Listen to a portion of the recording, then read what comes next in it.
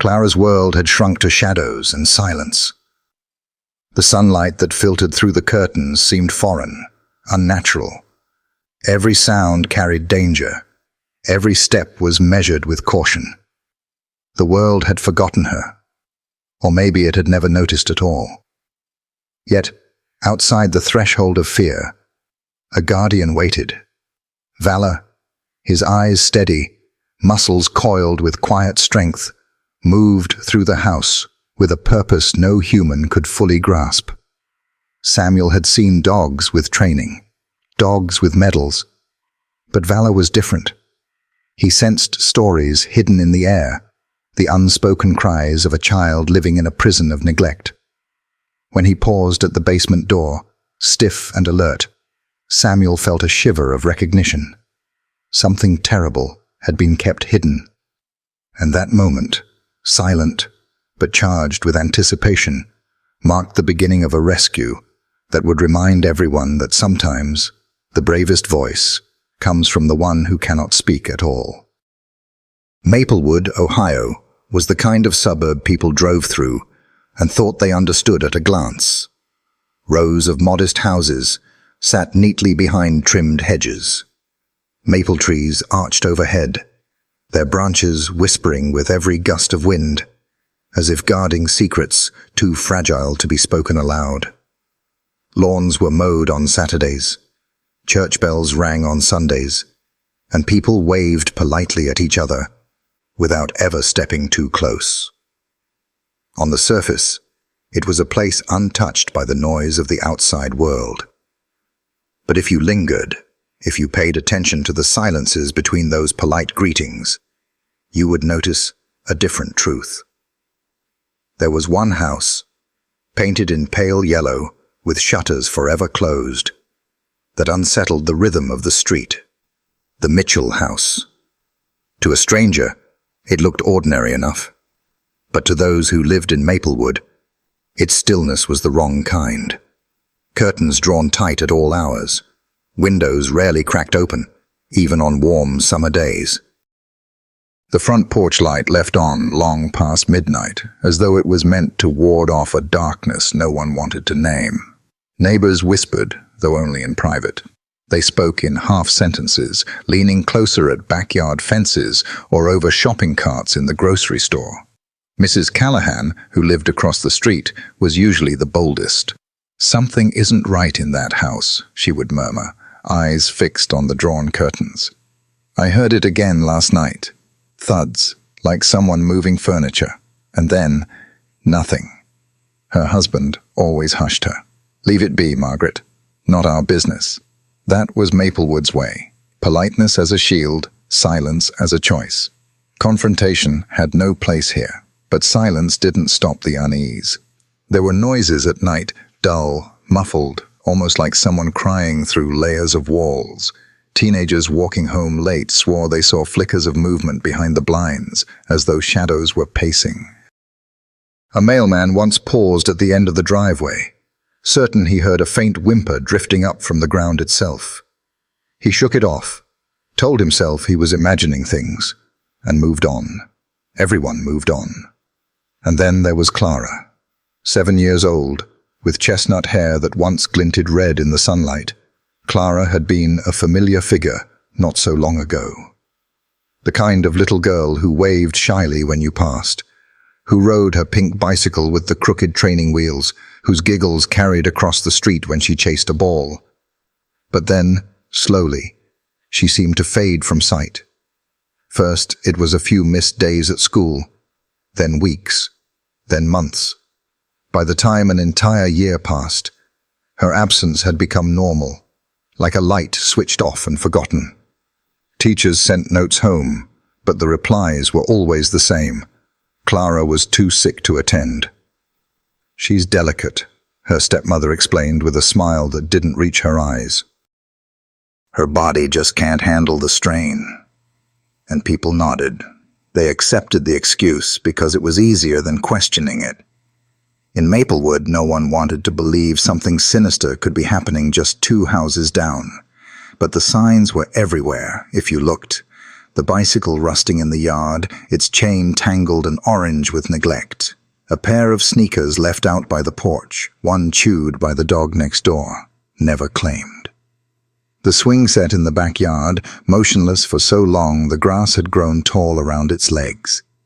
Each detail told a story people didn't want to hear. Clara wasn't just sick, she was gone. Mrs. Callahan saw it most clearly. She had once baked cookies with Clara when the girl's father mowed her lawn as a favor. She remembered the way Clara had clung to her apron, the soft voice that barely rose above a whisper. Now, whenever she glanced at the house across the street, she felt her stomach knot.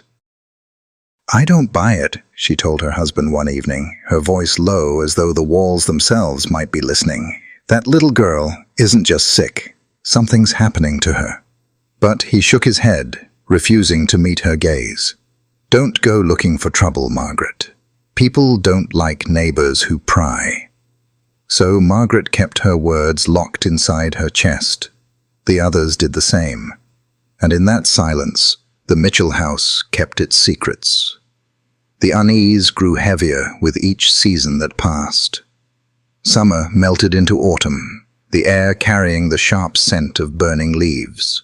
Halloween came and went, children in costumes running door to door, but the Mitchell porch light stayed dark. At Christmas, strings of lights twinkled across Maplewood, except for the one house where curtains stayed drawn, where no laughter spilled into the cold air. People began avoiding the Mitchells altogether, taking alternate routes to the grocery store, steering their children away when they played outside. It was easier to pretend the family didn't exist than to acknowledge the shadow hanging over them. But whispers never disappeared.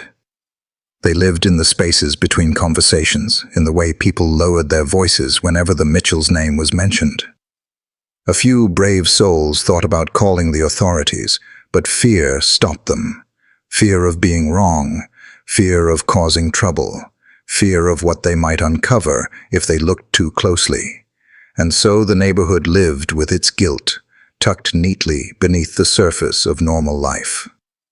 On a cold February night, when the air was brittle with frost, a neighbor paused outside to collect her mail. She froze, her breath catching. From the direction of the Mitchells' house came a sound, a soft, desperate cry, so faint it could have been the wind. She stood still, listening, her heart pounding. For a moment she considered crossing the street, knocking on the door, demanding answers, but her courage dissolved as quickly as it had risen. She turned back, clutching her coat tighter, and hurried inside. Yet something had shifted. The sound lingered in her mind, heavy as a stone. And within days, the whispers in Maplewood began to grow louder, more urgent, impossible to ignore. Because deep down, everyone knew the truth. Silence had protected the wrong people for too long. And soon, that silence was going to break. Not because a neighbor found their courage, but because a dog, a relentless German shepherd named Valor, would hear what no one else dared to listen to and refuse to let it be buried any longer. It was Mrs. Jennings, the third-grade teacher at Maplewood Elementary, who first felt the quiet ache of Clara's absence. Teachers know their students in ways parents rarely imagine. Who bites their pencil when nervous, who hums while coloring, who hides a sandwich in the lunchbox, hoping no one notices. And Mrs. Jennings remembered Clara well. Clara was not the loudest child in her classroom. She was, in fact, the opposite. A gentle presence. The kind of little girl who lowered her gaze when spoken to, who seemed to listen more than she ever spoke. Her handwriting was careful, letters curling like vines across the page. When she smiled, rare but radiant, it was like a small secret blooming open. Then one week, Clara's desk sat empty. At first, Mrs. Jennings thought little of it. Children caught colds in winter. It wasn't unusual. She marked Clara absent in her ledger and carried on. But as days stretched into weeks, she began to feel the weight of that empty seat. A classroom adapts to absence the way a body notices a missing heartbeat. She called the Mitchell house herself. Clara's stepmother answered, her voice overly sweet, polished in a way that felt rehearsed. "Poor Clara is sick again," she explained, as though she were telling a story she'd told many times. "The doctor says she needs rest. She's too delicate for school right now." The first time, Mrs. Jennings accepted it. The second time, she felt a flicker of unease. By the third, her hands tightened around the phone. "Perhaps I could send home assignments? Maybe I could visit," she offered, but the stepmother's tone grew sharper beneath the sugar. "That won't be necessary. Clara is resting. Thank you for your concern." Then the line went dead. Mrs. Jennings noted the exchange in Clara's file, but paperwork often drowns in larger piles. The world moves on. Still, she could not stop glancing at the small desk in the second row, the desk where Clara had once sat with her hands folded, always neat, always quiet. It wasn't only teachers who noticed. Lucy, a classmate who had once walked home with Clara, sometimes paused outside the Mitchell house.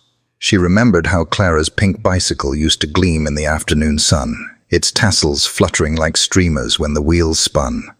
Now it lay tipped on its side near the porch, the chain rusting, the tires flat, grass growing around its frame as though nature was reclaiming it. Lucy whispered once to her mother, "Why doesn't Clara ride anymore?" Her mother frowned and pulled her away, muttering, "Don't stare, honey. Children see what adults ignore." Lucy remembered the stuffed rabbit Clara always carried in her backpack, the one with one ear bent awkwardly from years of holding. She never saw it again. Instead, when she walked past on her way to school, she spotted toys scattered in the yard, a plastic tea set cracked from the weather, a skipping rope tangled in weeds, doll clothes faded by the sun. They were like artifacts of a child who had been erased, traces of a life paused mid-breath. One winter afternoon, as snow drifted softly from the sky, Lucy thought she saw a face at the upstairs window. A pale, thin face pressed against the glass for a fleeting second before the curtains snapped shut. Lucy stood frozen on the sidewalk, her mittened hands clutching her backpack straps, unsure if what she'd seen was real. When she told her mother later, her words tumbled out in a rush. Her mother hushed her, smoothing her hair. "Don't make up stories, sweetheart." But Lucy knew it wasn't a story. She knew it was Clara. At school, Mrs. Jennings continued to keep Clara's desk untouched. Some teachers might have reassigned it, but she couldn't. The chair remained tucked in, a small stack of uncollected worksheets slowly piling on top. When she handed back homework, she always glanced at that desk, as if waiting for a hand to reach out and claim it. Other children noticed too. They asked questions at first. "Where's Clara? Is she coming back?" But children adapt quickly. Soon her name wasn't spoken at recess. Her absence became a shadow folded into the fabric of their days, acknowledged only in the quiet moments when someone's eyes drifted to the second row. And yet for those who had known her even a little, Clara's vanishing left a hole. Mrs. Jennings carried it with her into staff meetings, where she once raised the concern. "She hasn't been here in months," she told the principal. "Her stepmother keeps saying she's sick, but there are no doctor's notes, no hospital records. Shouldn't we?" But the conversation shifted quickly to standardized testing and budget cuts. Clara's name dissolved in the shuffle of papers, lost in the noise of larger concerns. The Mitchell house stood as if suspended outside of time. The neighbors passed it daily, each one seeing the same signs, but choosing silence. The drawn curtains, the porch light glowing even in daylight, the absence of a child's laughter spilling from the yard. And inside classrooms, Clara's memory flickered like a candle, fading but not extinguished. Mrs. Jennings often caught herself looking at the door, half expecting Clara to walk in, shy smile in place, her hands clutching that stuffed rabbit. But the door stayed closed. Children are not supposed to disappear. Not in towns like Maplewood, where life is orderly and quiet. But Clara did. She vanished, not in a single moment, but through 100 tiny silences, each one overlooked, until her absence became a fact no one questioned. The discarded toys, the rusted bicycle, the empty desk. They told a story louder than any words her stepmother ever spoke. But in Maplewood, words were often ignored, and silence carried more weight than truth. And so Clara faded, her world shrinking behind locked doors, while outside, the town looked away. It happened on a night when winter still clung stubbornly to Maplewood, its breath seeping into the bones of every house. The street was quiet, blanketed by snow that softened the edges of fences and driveways. Only the occasional bark of a distant dog or the crunch of tires on frozen pavement broke the silence. Inside most homes, families had settled for the evening, dinners eaten, dishes washed, televisions humming. But at the edge of the neighborhood, across from the pale yellow Mitchell house, a woman sat upright in bed, heart hammering. She had heard it again. At first she told herself it was the wind, just the way it threaded through the gutters, whistling across shingles. But then it came again, unmistakable this time. A thin, high sound, almost swallowed by the walls, but piercing enough to catch her breath. A child's cry. Mrs. Callahan pressed her hand against her chest, straining to listen. It wasn't the first time she'd heard noises drifting from the Mitchell house after midnight. For months, she had ignored them, convincing herself she was mistaken. But tonight the sound was sharper, rawer, carrying a desperation she could no longer deny. She stood by the window, parting the curtain just enough to glimpse the darkened house across the street. Its porch light glowed faintly, as it always did. But every window was sealed tight. No movement, no shadows. Yet the cry came again, so faint she almost thought she imagined it. Help! Her hands trembled as she reached for the phone. She hesitated, thumb hovering over the keypad.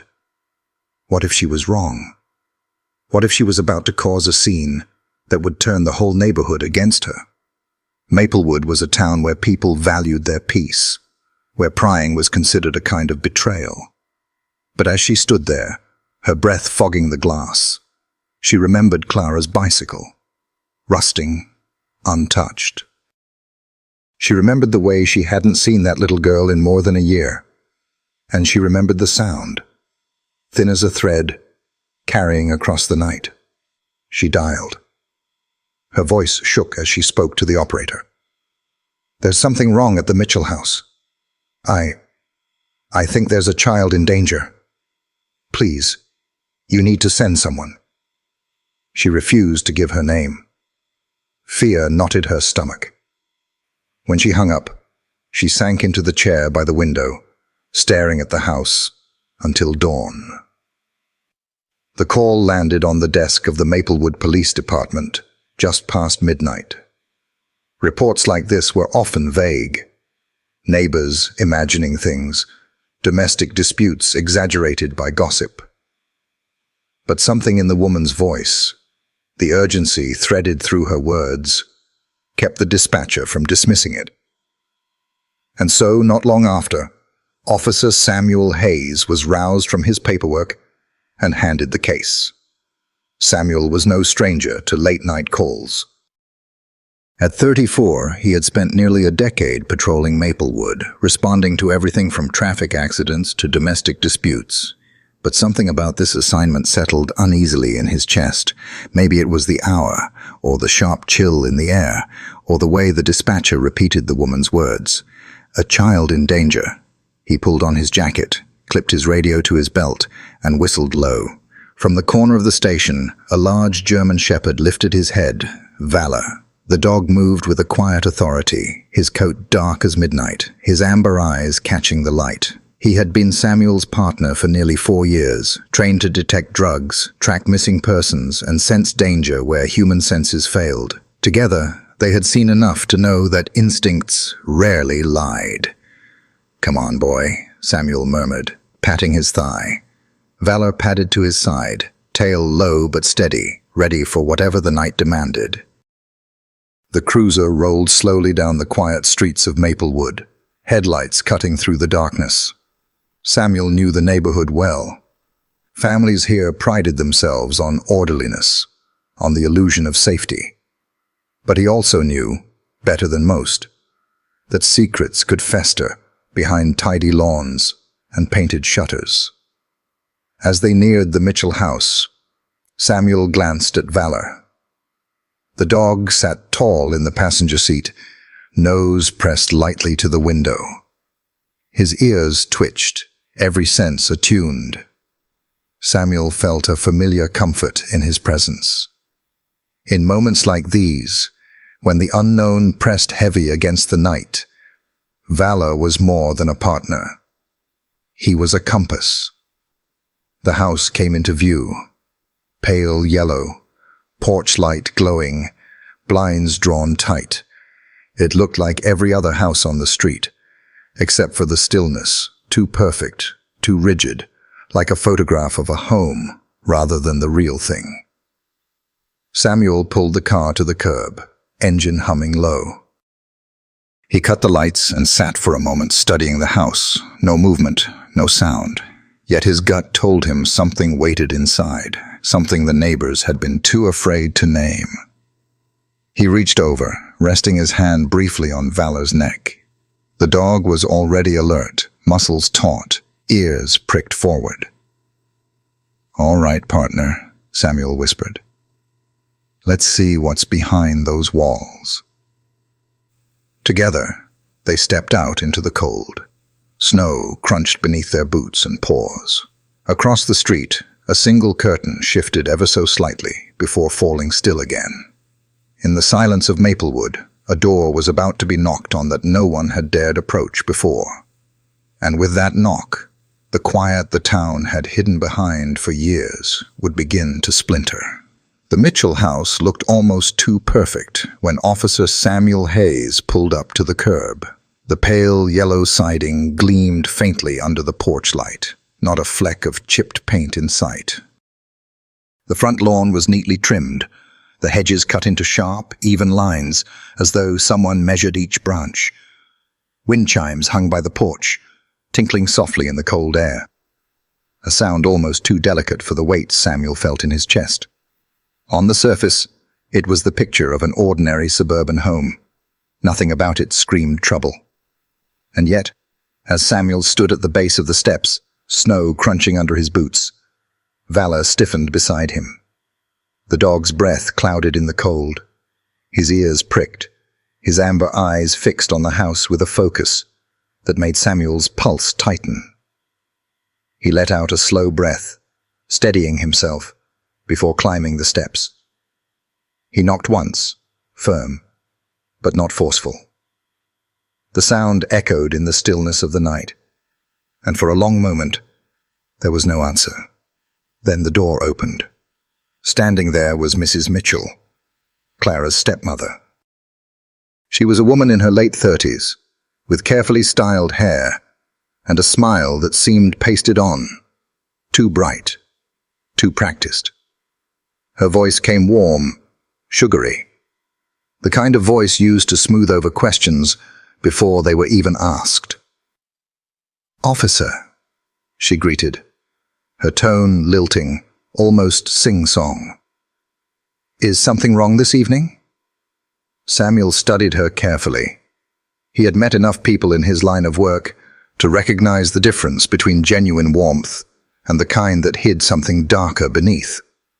Her eyes flickered, quick and darting, before settling back into that practiced calm. "We received a call," Samuel explained, his tone even. "A neighbor, expressed concern. "May we come in and speak for a moment?" "Oh, of course," she said, stepping aside with exaggerated grace. "I don't know what people must think of us sometimes. You know how small towns are, always gossiping." She let out a laugh that rang too sharp in the quiet house. Inside, the home was spotless. The living room looked like something out of a magazine spread. Throw pillows neatly arranged, family photos lined across the mantel, a vase of fresh flowers on the coffee table. The faint scent of lemon polish hung in the air. Everything gleamed, orderly, untouched. But to Samuel, it felt staged, a performance of normalcy. Valor padded ahead, nose lowered, sniffing the air with deliberate care. The stepmother's eyes flicked toward the dog, her smile tightening just slightly. "I hope Valor won't find anything too unusual," she said lightly. "My husband works late hours, and sometimes the house gets a little messy, but tonight you've caught us on a good day." Samuel's gaze swept across the room.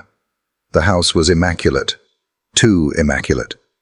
Not a toy out of place, not a jacket draped carelessly over a chair. For a home with a 7-year-old child, it carried a sterility that didn't sit right. "Your husband isn't home?" Samuel asked. She shook her head, a hand brushing through her hair. "No, he's at the factory tonight. Always working late, poor thing. He works so hard to keep this home for us." There was something in the way she said "home for us" that snagged in Samuel's mind, though he kept his expression neutral. "And Clara?" he asked, careful to keep his tone casual. The stepmother's smile faltered for the briefest second before sliding back into place. "She's sleeping, officer. The poor dear hasn't been well. The doctor says she needs plenty of rest. Her body just isn't strong enough for school right now." Samuel nodded, though his jaw tightened. He had heard this refrain before, from teachers and neighbors. Always the same excuse: too sick, too frail, too delicate. But there was something hollow in the way the words rolled off the woman's tongue, as though they had been practiced until they no longer carried meaning.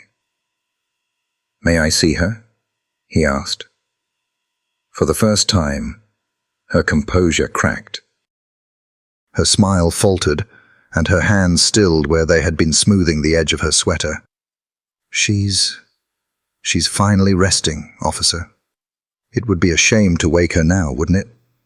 After all, children need their sleep." Samuel didn't reply immediately. He let the silence stretch, his eyes locked on hers. Years of police work had taught him that silence could be more powerful than any question. The longer it lingered, the more people revealed. Her fingers twisted together, nails tapping nervously. Then she forced another laugh. "Honestly, I think people just worry too much. Clara is a sensitive child, but she's loved here. Truly." Samuel glanced at Valor, who had paused near the hallway. The dog's head was tilted, ears alert, nose working the air as if catching something Samuel couldn't sense. A low rumble began in Valor's chest, not aggressive, but watchful. Samuel looked back at the stepmother, whose smile had frozen in place, sharp around the edges. The picture-perfect home, the sugary voice, the spotless surfaces, they were all designed to disguise.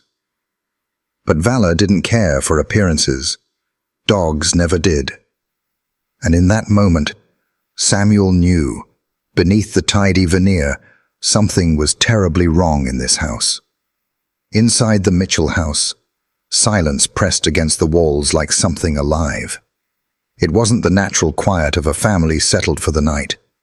It was too controlled, too deliberate, as though the house itself had been taught to hold its breath. Officer Samuel Hayes stood still for a moment, letting his senses adjust. His boots rested on spotless hardwood floors. Family portraits lined the hallway, smiling faces, cheerful poses in front of Christmas trees, and picnic blankets. But Clara was absent from most of them, and in the few where she appeared, she seemed almost tucked into the corner, her smile strained, her eyes distant. Samuel filed the detail away, the way he always did. A small fact, but facts had a way of adding up. Valor moved first. The German shepherd lowered his head and began his methodical sweep of the house, nails clicking softly against the floor. He sniffed the corners, the furniture, pausing at intervals to lift his head and taste the air. At first his movements were calm, routine. His tail swayed in measured arcs, the controlled rhythm of a dog trained for search and detection. Mrs. Mitchell, still all smiles, watched him uneasily, her hands clasped too tightly together.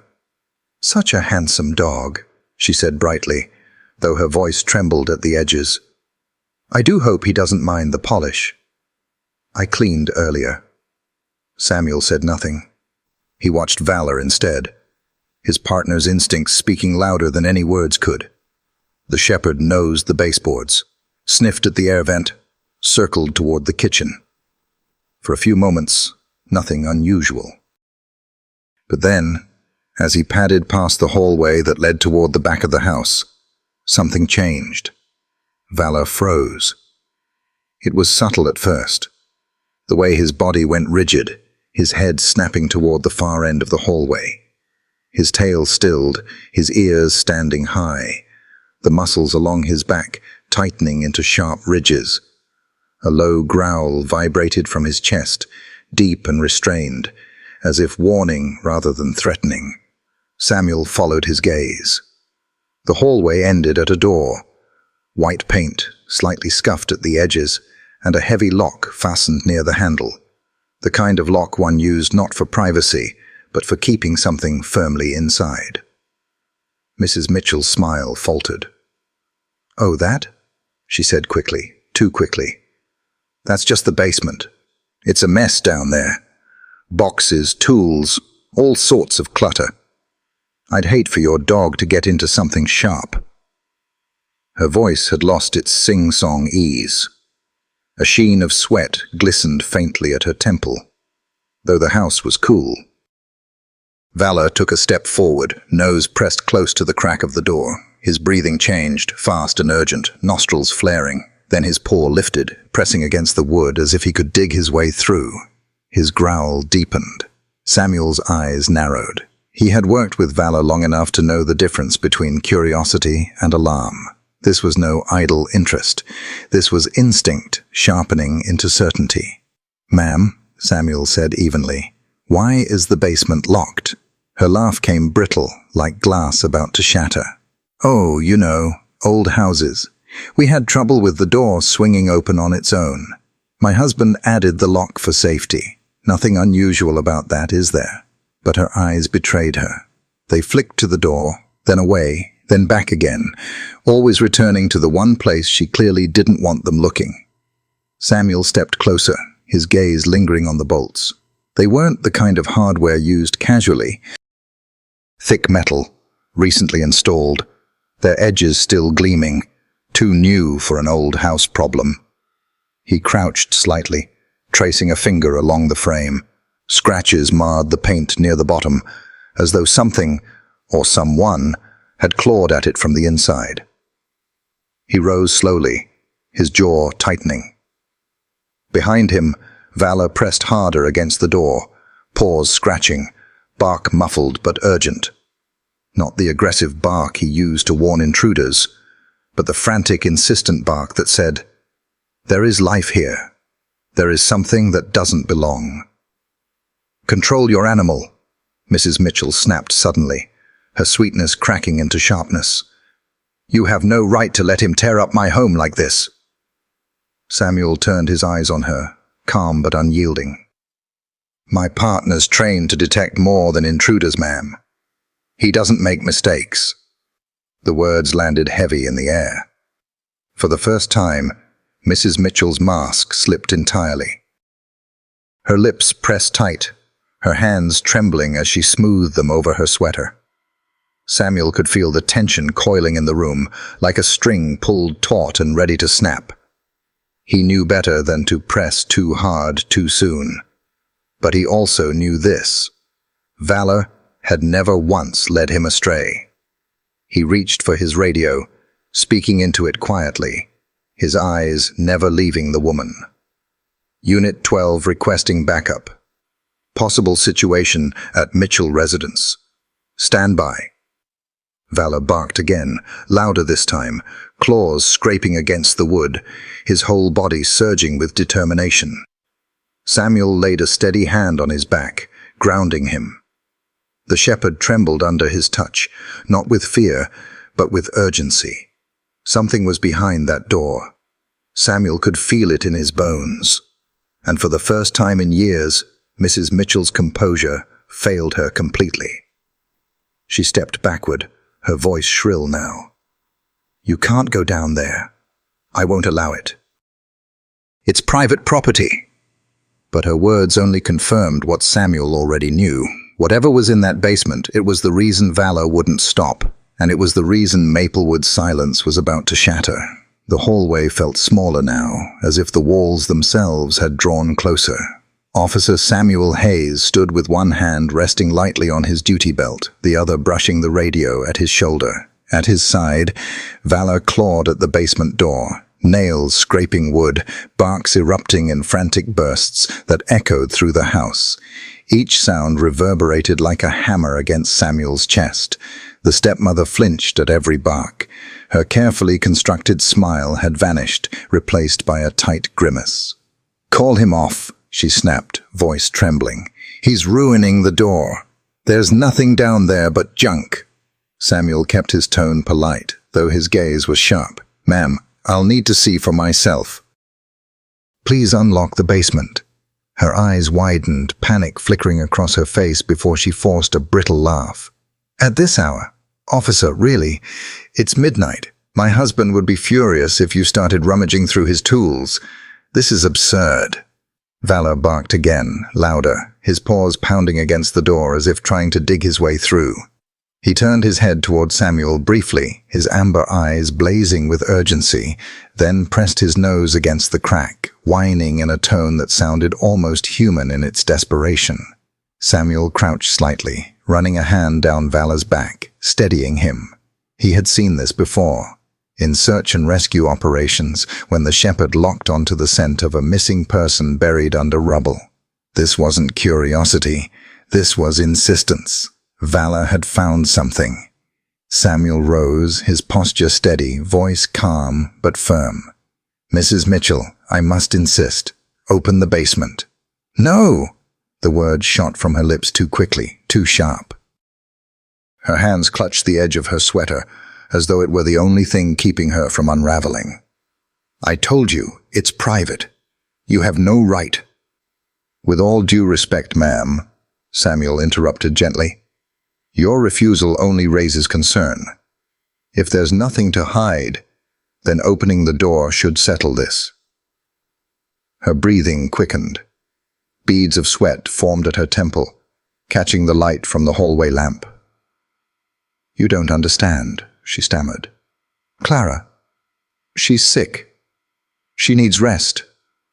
If you wake her now—" She cut herself off, realizing too late what she'd revealed. Samuel's eyes narrowed. "Clara is in the basement?" The silence that followed was heavier than any bark, any cry. Mrs. Mitchell's lips parted, but no sound came. Her gaze darted toward the door, then back to Samuel, then down to Valor, who barked again, so frenzied that the sound bounced off every wall of the house. Samuel pressed the radio at his shoulder, his voice clipped but steady. "Unit 12 requesting immediate backup. Possible child in danger. Repeat, immediate backup." The confirmation crackled through the static, grounding him. Help was on the way, but time pressed heavy on his chest. Clara was behind that door, He could feel it in the weight of Vala's bark, in the tremor of the stepmother's voice, in the air that seemed charged with something unspeakable. "Step aside," Samuel said softly, his words almost kind, though his stance left no room for refusal. She shook her head violently, tears welling at the corners of her eyes. "You don't know what you're doing," she hissed. "She's better off down there. She's safe." Safe. The word curdled in the air. Vala barked again, lunging forward, his claws raking the wood. He whined, high-pitched and guttural, then barked so fiercely it felt like the house itself shuddered. Neighbors stirred. Across the street, curtains shifted.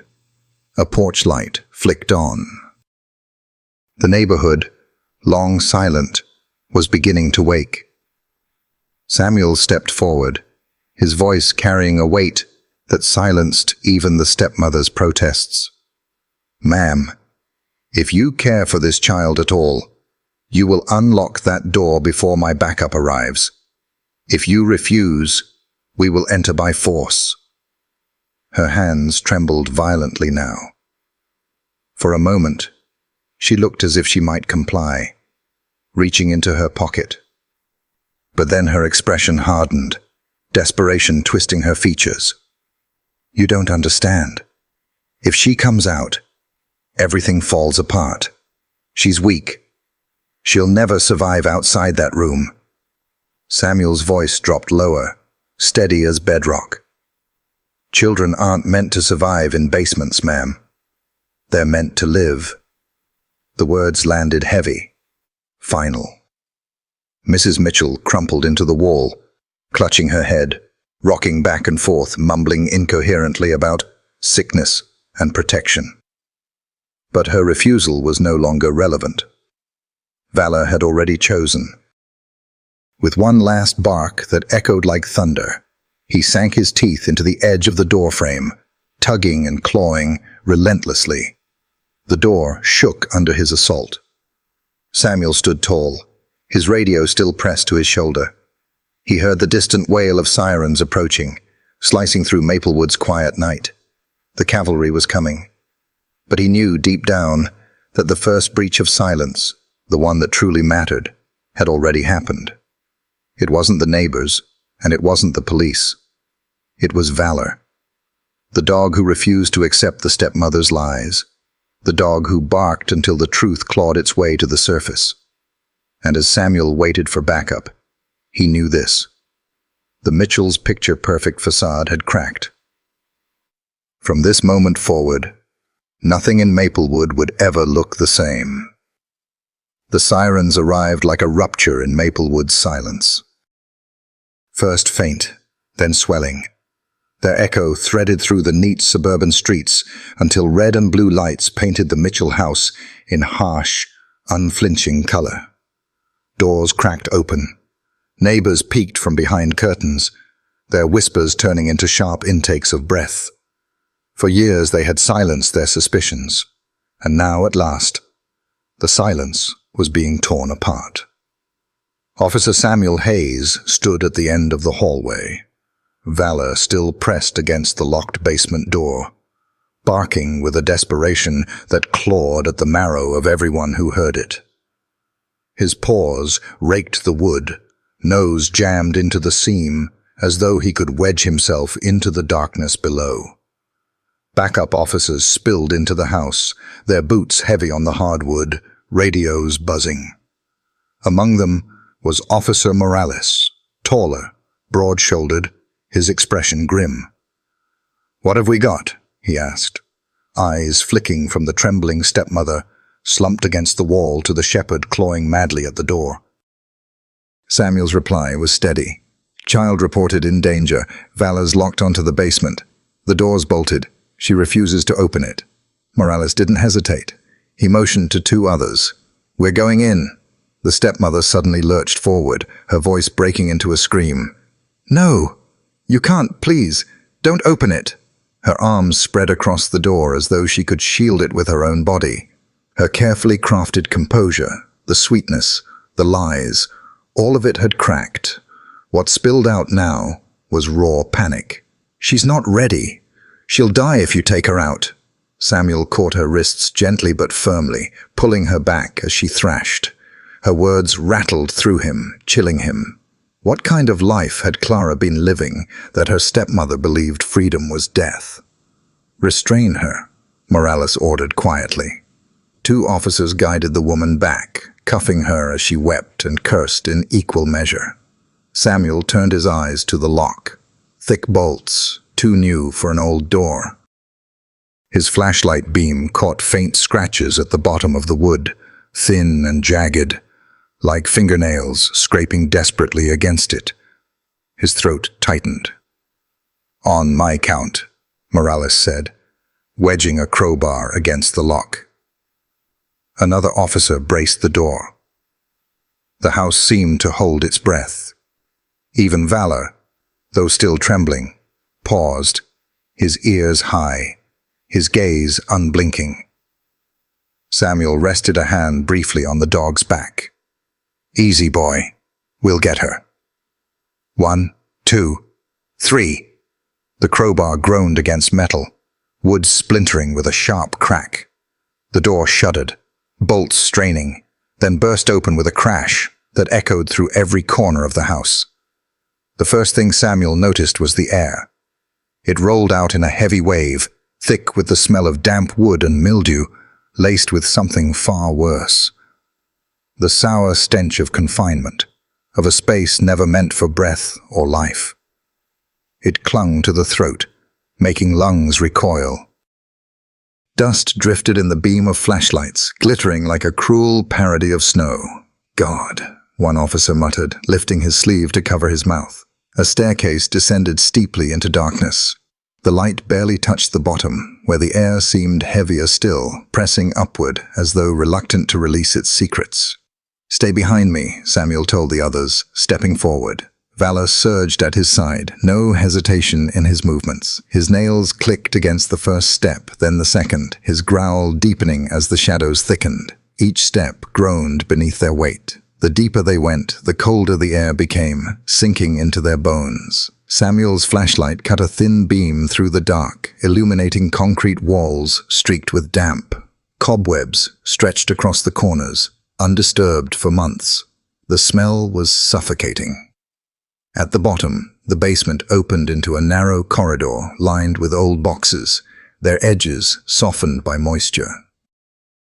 But it was the far end that froze them in place. Another wall. At first glance it seemed solid, built into the foundation. But Valor lunged toward it, barking so violently the sound bounced back in deafening echoes. His paws clawed at the surface, splinters flying. Samuel raised his flashlight, squinting. The wall wasn't quite right.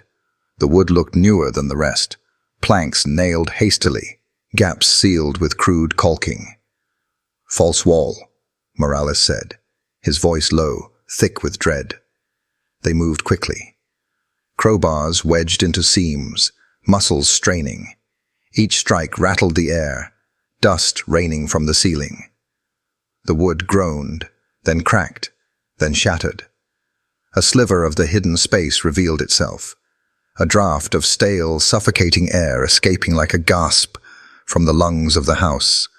Flashlights pierced through the opening. Samuel's breath caught. Inside was a room no larger than a closet. Concrete floor, bare walls. And in the center, a small mattress stained with age. A single threadbare blanket lay crumpled, and on it, a figure, small, curled tight, motionless at first. Then, as light fell across her face, the figure stirred. A child. Her skin was pale, almost translucent. Her eyes fluttered open, wide and dark, hollow with exhaustion. She blinked against the sudden light, raising a thin arm to shield her face. Samuel felt his heart twist. "Clara," he whispered, the name of a prayer. She stared at them, lips trembling, and then, in a voice so faint it was almost lost in the stale air, she whispered, "I thought No one would ever come. The last plank gave way with a splintering crack, crashing to the concrete floor. Dust billowed into the air, thick and choking, clinging to sweat and skin. For a moment everyone hesitated, officers frozen, breaths shallow, as if what lay behind the false wall carried the weight of something sacred and unspeakable. Samuel raised his flashlight, the beam slicing into the darkness. It wasn't a room so much as a cage carved into the bones of the house. No windows, no light. The air inside was heavy, damp and stale, pressing against the lungs with every breath. The space could not have been more than 6 feet across, its walls bare concrete stained with damp streaks. A single mattress lay on the floor, thin and stained, its springs pressing through the worn fabric. In one corner, a cracked bucket. In another, a pile of clothes too small, too tattered, folded as if in some desperate attempt at order. And in the middle of it all was a child. Clara. She was curled into herself on the mattress, knees tucked to her chest, arms wrapped tightly around a stuffed bunny, so worn it was nothing more than fabric clinging to threads. Its one remaining button eye gleamed dully in the flashlight beam. Clara's hair, once chestnut, hung limp and tangled around her face. Her skin was pale, almost gray, stretched thin over fragile bones. She looked less like a little girl and more like a shadow of one, a ghost clinging stubbornly to breath. Valor was the first to move. The shepherd pushed past Samuel, squeezing through the jagged opening before anyone could stop him. He padded toward the child with surprising gentleness, the urgency of moments ago melting into something tender. His ears lowered, his tail swayed faintly, and he let out a low whine, soft, coaxing, a sound meant not to startle, but to comfort. Clara's eyes fluttered open. For a moment they were wide with fear, reflecting the light like dark glass. But when they fell on Valor, something in her face shifted. The rigid terror softened, replaced by confusion. Then something else, recognition perhaps of safety she had long forgotten. Her lips parted, and in a voice so frail it was almost lost in the stale air, she whispered, "I thought no one would ever come." The words cracked the silence like a bell. Officers, hardened men used to the sight of violence and ruin, felt tears burn at the corners of their eyes. Samuel stepped inside, careful, slow, lowering himself to her level. He kept his flashlight angled toward the floor, so the beam wouldn't blind her. His throat tightened as he took in her small frame, so thin, so breakable. "It's all right, Clara," he said softly, his voice steadier than he felt. "You're safe now. We're here to take you out." She clutched the bunny tighter, shaking her head faintly, as if the idea of leaving this dark hole was more terrifying than staying. Samuel understood that look. He had seen it in children pulled from abusive homes, in survivors who no longer trusted the world beyond their prison. To leave meant facing something unknown. Valor edged closer, pressing his warm body against the mattress. Clara's tiny hand uncurled from the bunny, just enough to rest on his fur. She buried her face in his neck, inhaling deeply, as though drawing strength from his scent, his warmth. Her small fingers tangled in his coat, holding on as if he were the only real thing in a world that had vanished around her. Samuel swallowed hard. He glanced at the other officers, who lingered at the opening, their flashlights quivering in their grip. None of them moved to rush her. No one barked orders. In that moment, every man in that basement understood this was not a rescue to be done by force, but one to be done with patience. "Clara," Samuel said again, softer this time. "You don't have to be afraid. Valor found you. He wouldn't leave until we did." Her eyes lifted toward him, wide and hollow, but the faintest flicker of hope glimmered there. She glanced at Valor again, the dog who had barked and scratched and refused to let her be forgotten. She seemed to understand, even in her fragile state, that she owed this moment to him. Still, her body trembled, too weak to rise. Samuel reached slowly into his jacket, pulling out a small foil packet of crackers he had stashed for long patrols.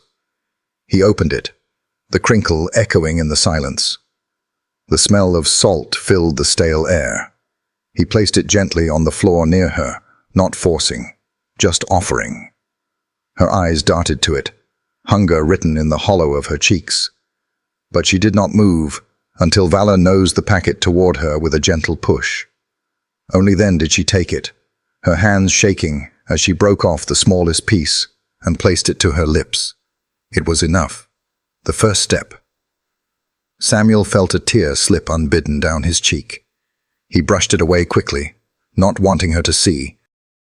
He had been in this work long enough to know the cost of indifference, the way silence from neighbors and systems could bury children alive, and yet nothing prepared him for the sight of this little girl, clutching a ragged bunny and whispering words that would haunt him for the rest of his life. "I thought no one would ever come." The sentence echoed in his chest like a wound. Samuel leaned closer, his voice quiet, steady, as if speaking to a bird too fragile to touch. "We came, Clara. Valor brought us. And you're not going back in there. Not ever again." She closed her eyes, a single tear sliding down her cheek. Her grip on Valor tightened, as though testing if he was real. The shepherd remained still, his breathing slow, his presence a living wall between her and the darkness. Behind Samuel, an officer's voice cracked softly into the radio. "Child located, alive, requesting medical support immediately." The words felt like light breaking through the walls. But inside that hidden chamber, time still moved carefully, breath by breath. Because saving Clara wasn't just about pulling her out, it was about convincing her that the world outside this hole could be different, that she was seen, that her voice mattered. And for now, that hope rested in the steady heartbeat of a German shepherd who had refused to stop barking. For a long moment after Clara whispered her fragile words, no one moved. The officers who had pried open the false wall stood in stunned silence, flashlights trembling in their hands. They had seen injuries, car wrecks, even the aftermath of violence, but this was different. This was the quiet horror of neglect, the kind that left no explosions, no screaming headlines, only a child reduced to shadows in a basement no bigger than a closet. Samuel Hayes felt his throat tighten until breathing itself felt like a battle. He had trained himself to stay composed, to keep his face calm, no matter the scene. But as he crouched, watching Clara curl tighter into herself, clutching the ragged bunny and Valor's fur as if they were her lifelines, his vision blurred. He turned his face slightly, blinking hard. He would not let her see him cry, not when she needed him steady. Yet around him, hardened men broke. Officer Morales cleared his throat roughly, muttering, "God help us," while another officer rubbed at his eyes, his jaw set in grief and fury. They had come prepared for resistance, perhaps even violence. They had not been prepared for this. A child so small, so malnourished, so starved of light that her very existence felt like a miracle. Valor eased himself fully onto the mattress beside Clara, lowering his massive frame so his body became a shield between her and the harsh beams of the flashlights. His breathing was steady, his warmth radiating into her frail body. Clara pressed her face into his fur, inhaling deeply, and then clutched fistfuls of his coat, refusing to let go. Her trembling slowed just slightly, her small frame melting into the solid comfort of the dog who had found her. Samuel lowered his radio, his voice steady but softer than usual as he called upstairs. "Bring the medics, now!" The sound of hurried footsteps followed. Within moments, paramedics descended, carrying bags and equipment, their faces pale but focused. The first of them, a young woman named Avery, froze at the sight before her. "Dear God," she whispered. For a split second, her professional composure cracked, but she pushed through it, kneeling at Clara's side. "Sweetheart," she said gently, "I'm here to help you. We're going to take care of you." She reached out with a gloved hand, aiming for Clara's wrist to check her pulse. But Clara recoiled instantly, a whimper escaping her lips as she buried herself deeper into Valor's fur. Her fingers tangled in his coat, knuckles white with desperation. She shook her head violently, as if the thought of being separated from him was worse than staying in that room. "It's okay," Samuel murmured, placing a hand on Avery's arm to pause her. He leaned closer to Clara, keeping his voice low, steady, as if confiding a secret. "They're here to help, Clara, but you don't have to let go of Valor. He'll stay right here with you. I promise." Her wide eyes flicked up to his, uncertain, mistrusting, but still clinging to the one anchor she believed in, the dog beside her. Valor turned his head slightly, pressing his nose against her cheek, letting out a small whine as if to assure her that he wasn't going anywhere. The paramedics adjusted, working around the child without trying to separate her from the shepherd. They slid the blood pressure cuff onto her thin arm carefully, whispering reassurances.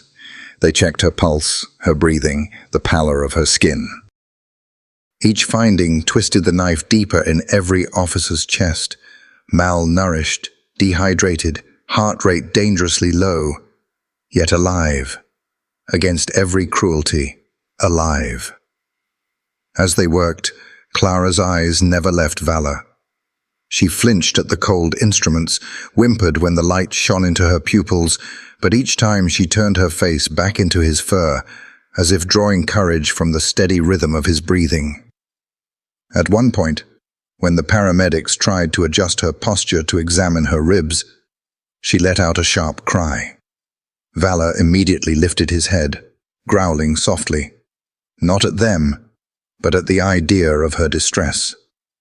Samuel rested a hand firmly on the dog's neck. "Easy, boy.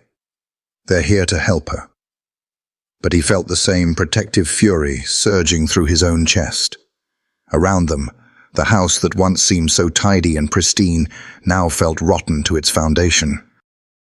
The air was thick with the weight of years of silence, of neighbors' whispers unheeded, of a father absent, of a stepmother's lies. And now, in the middle of it all, a child clung to a dog as if he were the only piece of truth she had left. One officer, unable to hold back, muttered, "We failed her." His voice cracked, raw with shame. All of us, every single one of us, failed her. Samuel didn't correct him. He knew it was true. The school, the neighbors, the system, they had all missed the signs, or worse, ignored them. It had taken a dog's refusal to give up, a shepherd's relentless bark, to tear the silence apart. The paramedics prepared a stretcher, but Clara shook her head violently when they tried to move her. Her arms wrapped tighter around Valor's neck, her lips whispering something only he seemed to understand. "She won't let go," Avery said softly, her eyes damp. Samuel crouched close again, speaking gently. "Clara, listen to me. Valor will come with you. Wherever you go tonight, he goes too. You don't have to be apart, not even for a second." For the first time, Clara's grip loosened slightly. She lifted her head, meeting his gaze. The flicker of trust there was fragile, like a candle flame in the wind. But it was there. She nodded faintly, then buried her face back into Valor's fur. Together, they lifted her onto the stretcher, Valor leaping up beside her before anyone could stop him. No one argued. No one even thought to. The image was too powerful, too right. a child who had lived in darkness carried into the light, holding on to the only being who had refused to abandon her. As they ascended the stairs, the air shifted. The basement, once a prison, seemed to release its grip. The officers followed silently, their boots heavy, their faces streaked with tears they no longer tried to hide. Neighbors watched from their windows as the stretcher emerged into the cold night. Flashing lights painted the scene, and gasps echoed when they saw her, frail, pale, clutching the shepherd as if he were her heartbeat. Phones lifted, cameras flashed, but the image was more than a story. It was a reckoning. And as Clara was loaded into the ambulance, still clinging to valor, Samuel knew the world had just witnessed something it would never forget: the raw truth of neglect, and the unyielding loyalty of a dog who refused to stop barking until a child was saved. The wail of sirens had drawn Maplewood out of its slumber. By the time Clara was carried out of the basement and into the waiting ambulance, still clinging to valor, the street was lined with neighbors. Pajamas tucked under coats, slippers crunching against frost, they stood with arms crossed against the cold, their faces pale and drawn as though they were seeing their own secrets exposed. Curtains lifted, doors opened, and soon a small crowd pressed closer, whispering in disbelief. It was one thing to suspect, it was another to watch the truth carried out on a stretcher.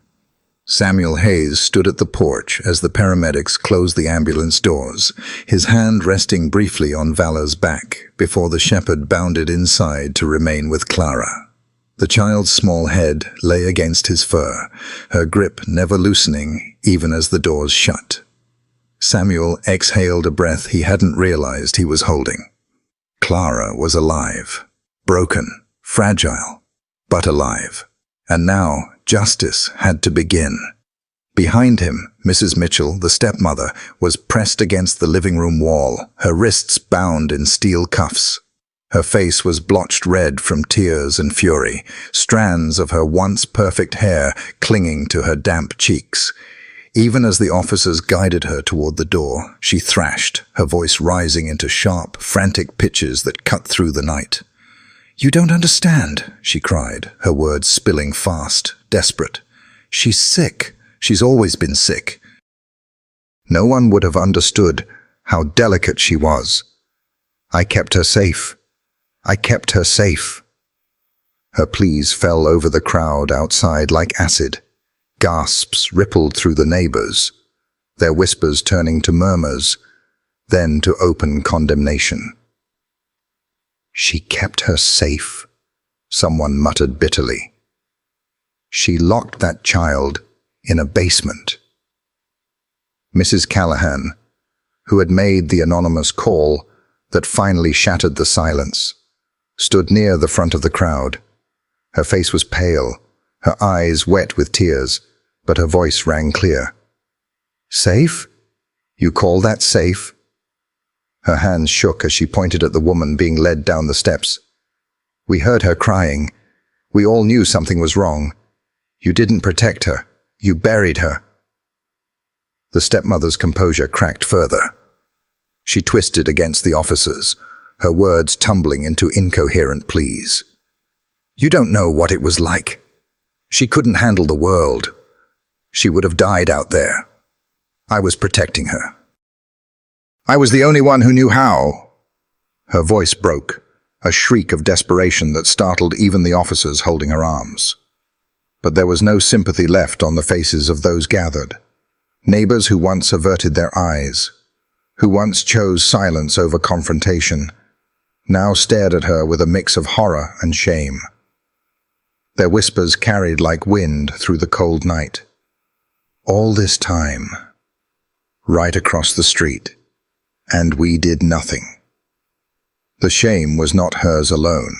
It clung to all of them, every family who had whispered at fences but never knocked on the door, every teacher who had asked but then stopped pressing, every system that filed reports away until the paper grew yellow. But the difference was this. She had chosen cruelty, and they had chosen silence. Both had left Clara in the dark. The officers guided the stepmother down the porch steps, their grips firm as she stumbled. The glare of flashing lights painted her face in harsh red and blue, stripping away the last of her veneer. She no longer looked like the well-kept housewife who smiled at neighbors, who handed out sweet excuses about a frail child. She looked like what she was, a woman unmasked, caught in the act of years of deliberate cruelty. As they reached the patrol car, she tried once more, her voice ragged. "I loved her. You don't understand. Everything I did was for her own good." Samuel's jaw clenched. He stepped forward, his voice low but steady, carrying through the night air. "You don't lock away the people you love." The words silenced her. For the first time, she stopped fighting. Her body sagged against the officers, eyes wide as though the truth had finally landed with a weight she could no longer deflect. They placed her in the back seat of the patrol car, the door shutting with a final metallic thud. The crowd lingered, stunned into quiet. Some shook their heads. Others wiped at tears. Children clutched their parents' coats, sensing the heaviness even if they couldn't understand it. Samuel scanned the street, his gaze meeting Mrs. Callahan's across the yard. She looked stricken, guilt etched deep into her features. He gave her a small nod, an acknowledgement, not absolution. She had called. At last, she had broken the silence. It had saved Clara's life. As the patrol car pulled away, carrying the stepmother into custody, Samuel felt the weight of Maplewood's eyes upon him. They had all seen now. There would be no more whispering behind closed doors, no more pretending that silence kept the peace. The truth was out, raw and undeniable. And for Clara, waiting in the ambulance with valor pressed against her, the long road to healing had just begun. The patrol car carrying Mrs. Mitchell had barely disappeared down the street when another vehicle turned into the cul-de-sac. Its headlights cut through the thinning crowd, sweeping across faces etched with shock. The rumble of the old pickup was familiar to the neighbors. It was the sound of long night shifts, of a man who left early and came home late, often unseen, but always assumed to be providing. Clara's father. Thomas Mitchell stepped out, weary from his shift at the factory. His work jacket hung heavy with the smell of oil and metal, his boots coated with dust. He frowned at the sight of police cruisers lined along the street, their red and blue lights still flashing across the neighborhood. Neighbors clustered on sidewalks, whispering in urgent tones. His brow furrowed deeper as he saw the officers on his porch. "What the hell's going on?" he demanded, voice sharp as he strode up the steps. "Why are there cops at my house?" Samuel Hayes met him at the door. The officer's expression was calm but firm, the kind of look a man gave when he carried news that would shatter the ground beneath another's feet. "Mr. Mitchell," Samuel said carefully, "we need to talk." Thomas's eyes narrowed. "Where's my wife? Why are all these people out here staring at my home?" Samuel's gaze held his. "She's in custody." The words seemed to slide off at first, as though Thomas couldn't comprehend them. He gave a short, incredulous laugh. "Custody? For what? She hasn't done anything. This must be some mistake." Samuel's silence spoke louder than denial. Behind him, the false wall in the hallway stood splintered, the basement door hanging crooked on its hinges. The smell of dust and damp still seeped up from below, carrying with it the undeniable truth of what they had found. Thomas's laugh faltered. His eyes darted past Samuel, searching for answers. "Where's Clara?" His voice cracked slightly. "She's supposed to be upstairs, resting." She wasn't upstairs," Samuel said softly. The father froze. Confusion flickered across his face, then defensiveness. "She's sick. You don't understand.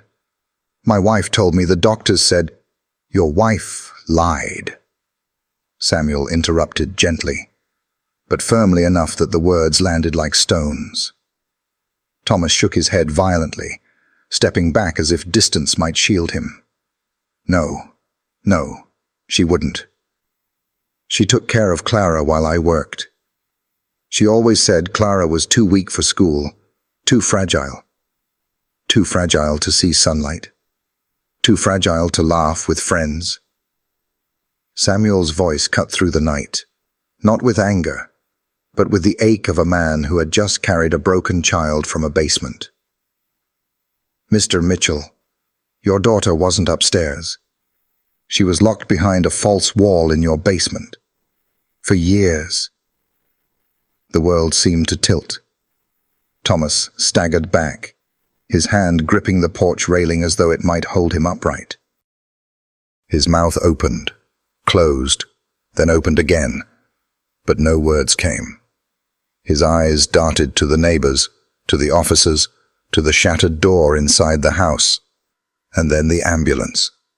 It sat at the curb, doors closed, its engine idling.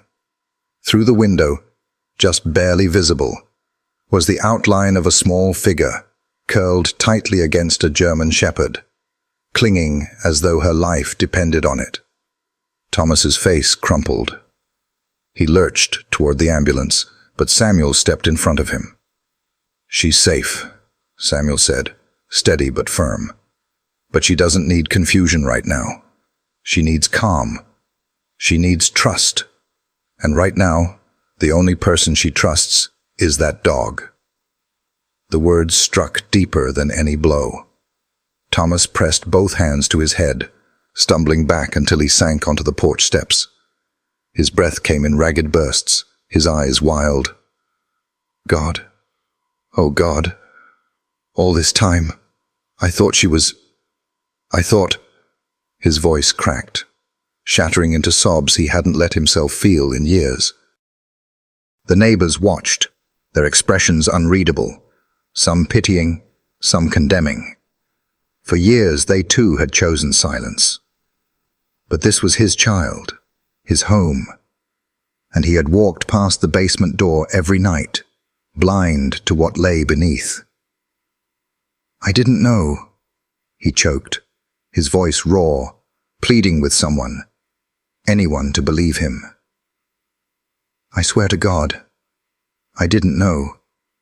She told me Clara needed rest, that the doctors said that school would make her worse, and I believed her. I wanted to believe her. I thought I was doing right by working, by keeping the roof over us. I didn't see. Samuel's jaw tightened. He had seen this kind of blindness before. Parents who buried their suspicions because truth was too heavy, too costly. But looking at Thomas now, broken on the steps, Samuel knew this wasn't cruelty.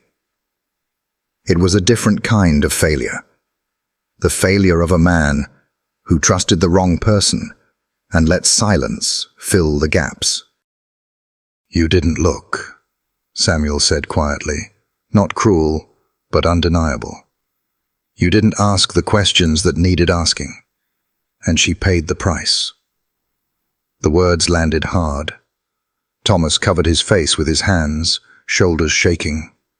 For a long time he stayed like that, his grief pouring out in harsh, broken sobs. The crowd watched, their own shame mirrored in his collapse.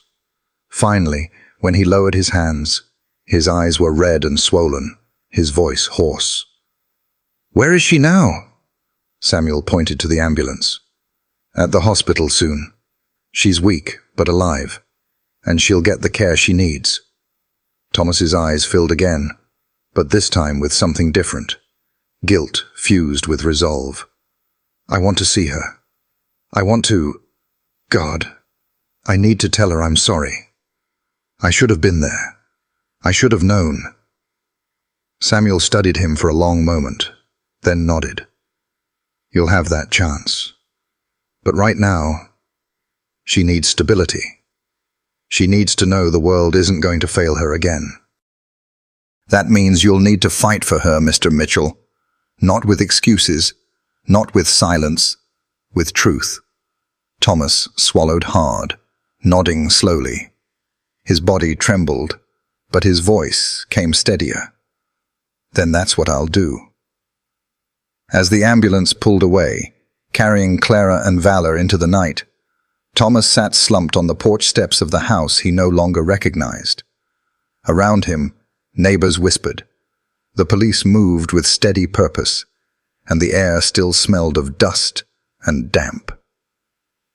He looked at his hands, calloused, worn from years of labor, and for the first time realized what they hadn't held. His daughter. And the weight of that truth would haunt him long after the patrol cars left, long after the crowd dispersed, long after the house stood empty. The Mitchell house, once a picture of suburban neatness, had become a crime scene.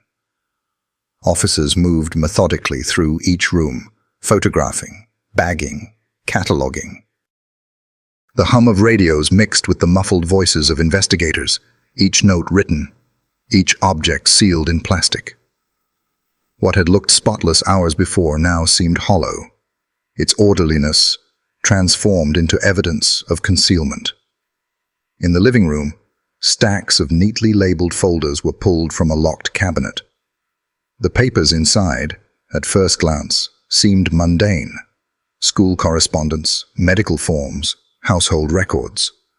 But as detectives sifted through them, the illusion began to unravel.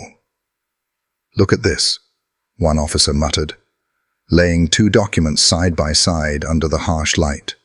A school absence slip, signed by Dr. Robert Callan, excusing Clara for chronic illness. And another, an almost identical slip, supposedly written months later, bearing the same signature. But the handwriting wasn't quite right. The slant of the letters differed, the ink newer, the pen strokes hesitant. Another detective flipped open a binder filled with medical reports. They were photocopies, grainy and poorly aligned, with misspellings scattered across the text. Dates didn't match. Clinic names were inconsistent. A quick call to the hospital confirmed it. No records existed of Clara Mitchell ever being treated there. Years of lies, layered neatly in manila folders. Samuel stood near the table, arms crossed, watching as the truth emerged, piece by piece. Each forged note, each fabricated excuse, weighed heavier on him than the last. These weren't desperate last-minute attempts to cover neglect. They were deliberate, meticulous, sustained over time. A lattice of deception built to keep Clara invisible. Her teacher reported absences, Morales said, flipping through the school file. Each time the stepmother had a doctor's note ready. No one questioned it. It was all signed, all stamped. "Looks official enough." "No one checked," Samuel murmured, his voice low but edged with bitterness. "No one ever checked." The officers fell silent. They all knew what those words meant. The system hadn't failed in a single catastrophic moment. It had failed slowly, quietly, one unchecked paper at a time. In the corner of the dining room, another officer had uncovered a box of journals, not Clara's, her stepmother's. Pages filled with neat looping handwriting, recording Clara's supposed episodes. Entries detailed imaginary fevers, fainting spells, warnings that the outside world would destroy her fragile health. The words were almost tender in tone but twisted, written with a kind of obsessive conviction. "She documented everything," the officer said, handing one to Samuel. He scanned the pages, his stomach turning. This wasn't just neglect, this was control. The stepmother had built a world where Clara's illness wasn't a condition, it was a weapon. A justification for locking her away, a story polished well enough to convince teachers, neighbors, even her own husband. Samuel set the journal down, his jaw tight. She didn't just lie. She convinced herself it was the truth. And that was perhaps the most chilling part. The lies had been spoken so often, written so thoroughly, that they had become reality in that house. Outside, the crowd had thinned, but a few neighbors remained, staring at the flashing lights with haunted eyes. They saw officers carrying boxes of documents, bags of evidence, and for the first time they began to realize how much had been hidden in plain sight. Mrs. Callahan stood at her fence, her husband beside her. Her voice shook as she whispered, "All those times she told us Clara was too sick, and I believed her. I wanted to believe her. God forgive me." Her husband said nothing. His silence was its own confession. Inside, the weight of the uncovered lies pressed heavy on everyone. Officers exchanged glances that spoke of both anger and exhaustion. They had seen cruelty before, but this was a cruelty wrapped in politeness, disguised as care, hidden behind paperwork that no one bothered to challenge. Morales set down a final file, rubbing the bridge of his nose. Every note, every excuse, every so-called appointment, all fake. She built an entire life out of forgery. And the worst part, she got away with it for years. Samuel looked toward the ambulance outside, where Clara lay with Valor curled against her.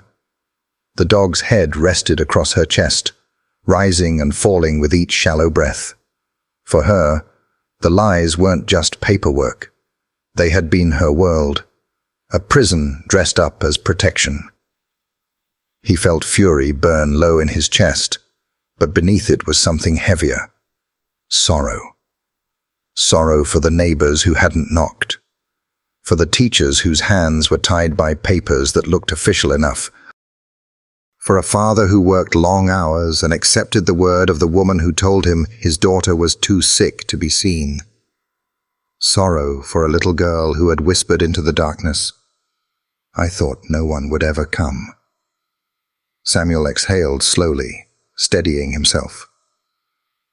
"Get it all catalogued," he said, his voice even but weighted. "Every file, every note. The truth is here now. No one gets to look away anymore."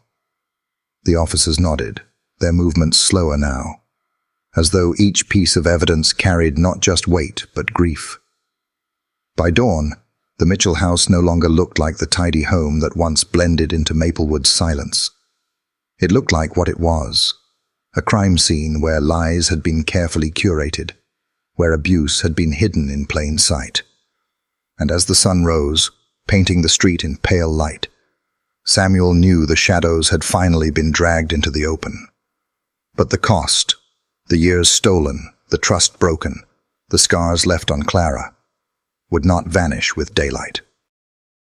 The weight of secrets lingered, heavier than ever. The fluorescent lights of Maplewood General Hospital buzzed faintly, their sterile glow washing the hallway in pale white. Nurses moved quickly, rubber soles whispering against the linoleum floors. The emergency wing had seen broken bones and heart attacks, but when Clara Mitchell was wheeled through its doors, a German shepherd pressed against her side. The air shifted. 7 years old, yet small enough to vanish beneath the heavy sheets, Clara lay silent. Her wrists were thin as twigs, ribs sharp beneath her skin, her tangled hair spilling across the pillow.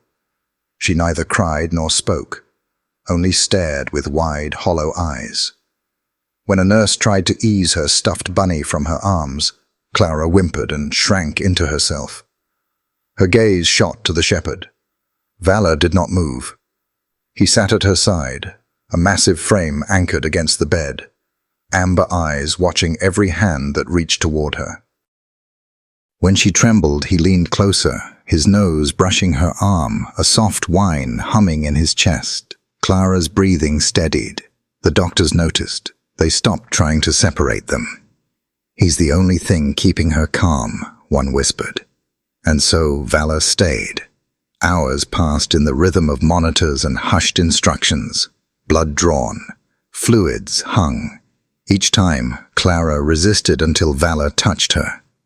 Her answers to the world were silence, but her fingers gripped his fur as if it were a language only she knew. Officer Samuel Hayes stood near the door. He had carried children before, out of accidents, away from chaos, but never one carved so thin by silence. Each time Clara flinched, each time she burrowed deeper into the shepherd's coat, Samuel felt something in his chest tighten. "She's been starved of more than food," a nurse murmured. "She's been starved of touch, of trust." Samuel nodded slowly. "And yet she's still here." Because of him. Night fell, but her room glowed under hospital lights. Machines beeped steady as a fragile pulse. Beyond the windows, the world argued. Neighbors, reporters, the arrest. Inside, there was only a child clinging to survival and the dog who refused to leave. Samuel stepped closer, lowering his voice. "You're safe now. No more locks. No more dark rooms. Valor will stay. He won't let anything happen." Clara's lips parted, but no words came. She pressed her face into Valor's neck, whispering something only he could hear. His ears twitched, his eyes closing. It was enough. Days blurred. Samuel returned each evening after his shift, nurses nodding as he passed. Valor was always there, his body curved protectively around Clara. She resisted everything, food, questions, touch, except him. Yet Samuel noticed. When Valor stirred, Clara's eyes followed. When his tongue brushed her wrist, her expression softened, if only for a heartbeat. He built his visits around those moments. He didn't press. He read paperbacks aloud, spoke softly of the weather, of how Valor hated the rain. Sometimes Clara seemed not to listen. Then, days later, she would whisper a single word that proved she had. The first breakthrough came with food. A tray of broth and crackers sat untouched until Valor nosed it forward. Clara blinked, startled. Slowly, with trembling fingers, she broke a cracker in half, offering one piece to Valor. He only watched. After a long pause, she placed the other to her lips. The room went still. Samuel's chest ached with relief. She chewed slowly, her eyes locked on Valor as though she only dared because he was watching. "Good girl, Clara," Samuel whispered. She did not turn away. The second breakthrough came days later.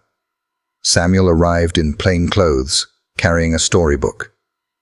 Its cover, a rabbit in a red jacket, caught Clara's eye. He began to read softly, Valor's head resting across her legs, as though he too were listening. Halfway through, a sound so faint Samuel thought he imagined it reached him. "Again," Clara whispered. His throat tightened. "What did you say?" "Again." It was one word. Fragile. But everything. He smiled through the sting in his eyes. "All right. We'll start again." He read from the beginning, steady voice covering the tremor of relief. Valor pressed closer. Each visit brought small changes. Clara sipped water with Valor's paw near her hand. She allowed her tangled hair to be brushed once, giggling faintly when Valor licked her cheek. One night, as Samuel rose to leave, she whispered, "Stay." He turned. "I'll stay." And he did. Sitting in the chair until dawn, Valor snoring softly, Clara's hand never leaving his fur. One evening, restlessness clouded her eyes. She glanced toward the door, then at Samuel, lips parting and closing. Finally, her face pressed into Valor's neck, and a muffled whisper emerged. It was forever. Samuel leaned forward. What was forever? The dark. Her shoulders trembled. Forever night down there. No light. No windows. I didn't know if it was day or night. I tried to count, but it never ended. The words fell heavy. Samuel's hand gripped the armrest, steadying himself. Valor lifted his head, pressing against Clara's cheek, wiping fear away with his nose. Samuel's voice came firm but low. Clara, you will never go back there. Not ever. Her wide eyes flicked to his. Never. Never. That place is gone. The forever night is over. Her lips trembled. What if they send me back? What if she comes? She won't. She can't. Valor and I, we'd never let her. At his name, Valor gave a soft chuff, tail thumping once. Clara's mouth twitched in the faintest smile. Samuel reached out, resting his hand lightly over hers, where it tangled in Valor's fur. You have my word, Clara. From now on, you'll have light. You'll have people who see you, who listen, and you'll always have him. He found you once. He'll never stop watching. Her eyes filled, tears unshed. Promise? Samuel's voice did not waver. I promise. She studied him for a long moment, then lowered her head back to the pillow, her body relaxing by degrees. Her grip on Valor loosened, not in fear, but in trust. Silence filled the room again, but it was no longer the silence of the basement. It was the fragile hush of safety. As Clara drifted to sleep, whispering "no more night" into Valor's fur, Samuel sat back, his chest heavy. He knew promises were fragile things, but tonight that promise mattered more than any oath he had ever taken. The Mitchell house had been emptied of people, but not of questions. Detectives combed through files, chasing paper trails that revealed not only cruelty, but a system that had looked away until silence nearly devoured a child. Detective Karen Leland sat hunched at Maplewood Police Headquarters, her desk lamp casting tired shadows across the paperwork. Another call, she muttered, flipping a report. Neighbor, almost 2 years ago, heard a child crying at night. Told to follow up with the school. No one did. Her partner, Detective Ruiz, shook his head. That's the third one. Different neighbors, all ignored. They moved to school records. Clara's absences appeared again and again, each one excused by a note signed by Dr. Callan. Ruiz's finger traced the signature. No doctor by that name has ever practiced in Ohio. Silence filled the room. Not disbelief, shame. Paperwork had been trusted over human instinct. At Maplewood Elementary, the principal defended himself. We called home. The stepmother always had documentation. We trusted what we were told. Did anyone check? Leland asked. His shoulders sagged. We were stretched thin. I trusted. But trust had cost a child years of light. Outside the office, Clara's empty desk still sat in the second row, untouched. A silent witness. The pattern spread wider. Hospitals had no visits under Clara's name. Social services revealed a single, unprocessed report from years earlier. A substitute teacher had noted her pale skin, her silence, her thin frame. The file had been buried under newer cases. Neglect, hidden in plain sight. Late one night, Leland whispered over the files. She was screaming for help in silence, and the world kept walking. Ruiz answered quietly. Her stepmother built the walls, but the rest of us let them stand. Maplewood wrestled with guilt. In grocery stores and church pews, neighbors whispered, "We should have known." One, Mrs. Callahan, confessed through tears. I heard her crying. more than once. But I told myself it wasn't my business. She was across the street. Her husband stared at the floor. The guilt belonged to many. By week's end, the pattern was undeniable. Forged notes, false doctors, neighbors who never knocked, a father who accepted excuses, a system too distracted to press harder. Leland stacked the last folder with trembling hands. This isn't just one woman's crime, it's all of ours. Ruiz's reply was heavy, and a 7-year-old paid the price. That evening, Samuel Hayes walked into headquarters, valor padding at his side. He paused before a photograph tacked to the wall. Clara in her hospital bed, clutching the shepherd like an anchor. His voice was low. So many people missed her. Leland looked at the dog, but he didn't. He barked until someone listened. Samuel's jaw tightened. Then maybe the rest of us need to start learning from him. It began with a single photograph. A paramedic had snapped Clara's arrival, her frail arms wrapped around Valor, her face buried in his fur. Within hours, it was online. Within a day, everywhere. By morning, Maplewood was no longer a quiet Ohio suburb. It was a headline. News vans lined the streets. Reporters crowded hospital doors. 7-year-old rescued after years locked in basement. The child was found thanks to police dog Valor. Neighbors silent as abuse hides in plain sight. The image, Clara and Valor, spoke louder than any headline. Outside the hospital, flowers and stuffed animals piled high. Inside, reporters shouted questions down corridors. Security pushed them back. Clara remained shielded in her room, blinds drawn, Valor always at her side. Samuel faced the microphones daily. Valor did what he was trained to do. Clara is safe. That's all that matters. But the press demanded more, hungry for outrage and redemption. Within a week, the photo had been shared millions of times. Parents posted about hugging their children tighter. Survivors of neglect saw themselves in Clara's hollow eyes. A phrase echoed across social media. She had no voice. But the dog barked until the world heard her. Valor had become a symbol, not only of loyalty, but of truth, breaking through silence. Yet Maplewood could not escape shame. Ruiz muttered as cameras flashed outside headquarters.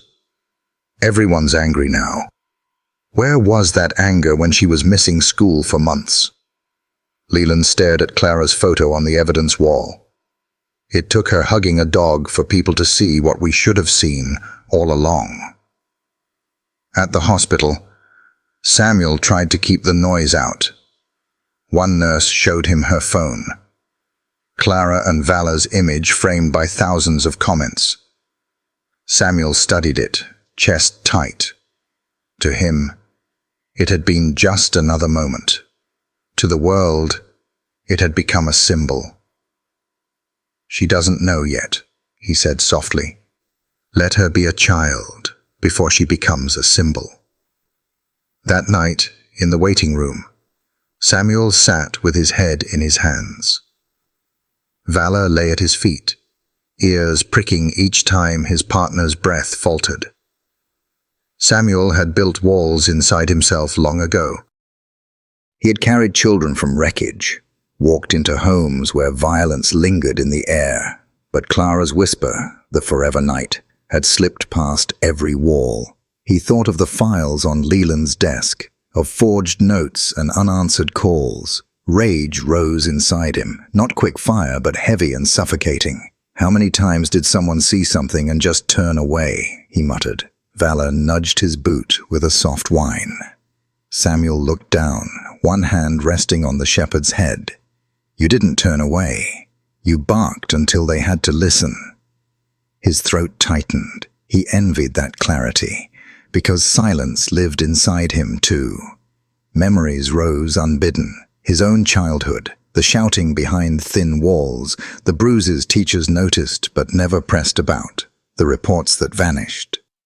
He had told himself he became a police officer to protect children from that silence. Yet Clara had still been unheard in his own town. The guilt was crushing. Valor pressed his head against Samuel's knee, grounding him. Samuel smiled faintly through the ache. "You keep me steady, don't you, boy? Every time I think I'm about to lose it, you remind me to breathe." He lowered his forehead against the shepherd's head, his voice hoarse. "I can't fix the system.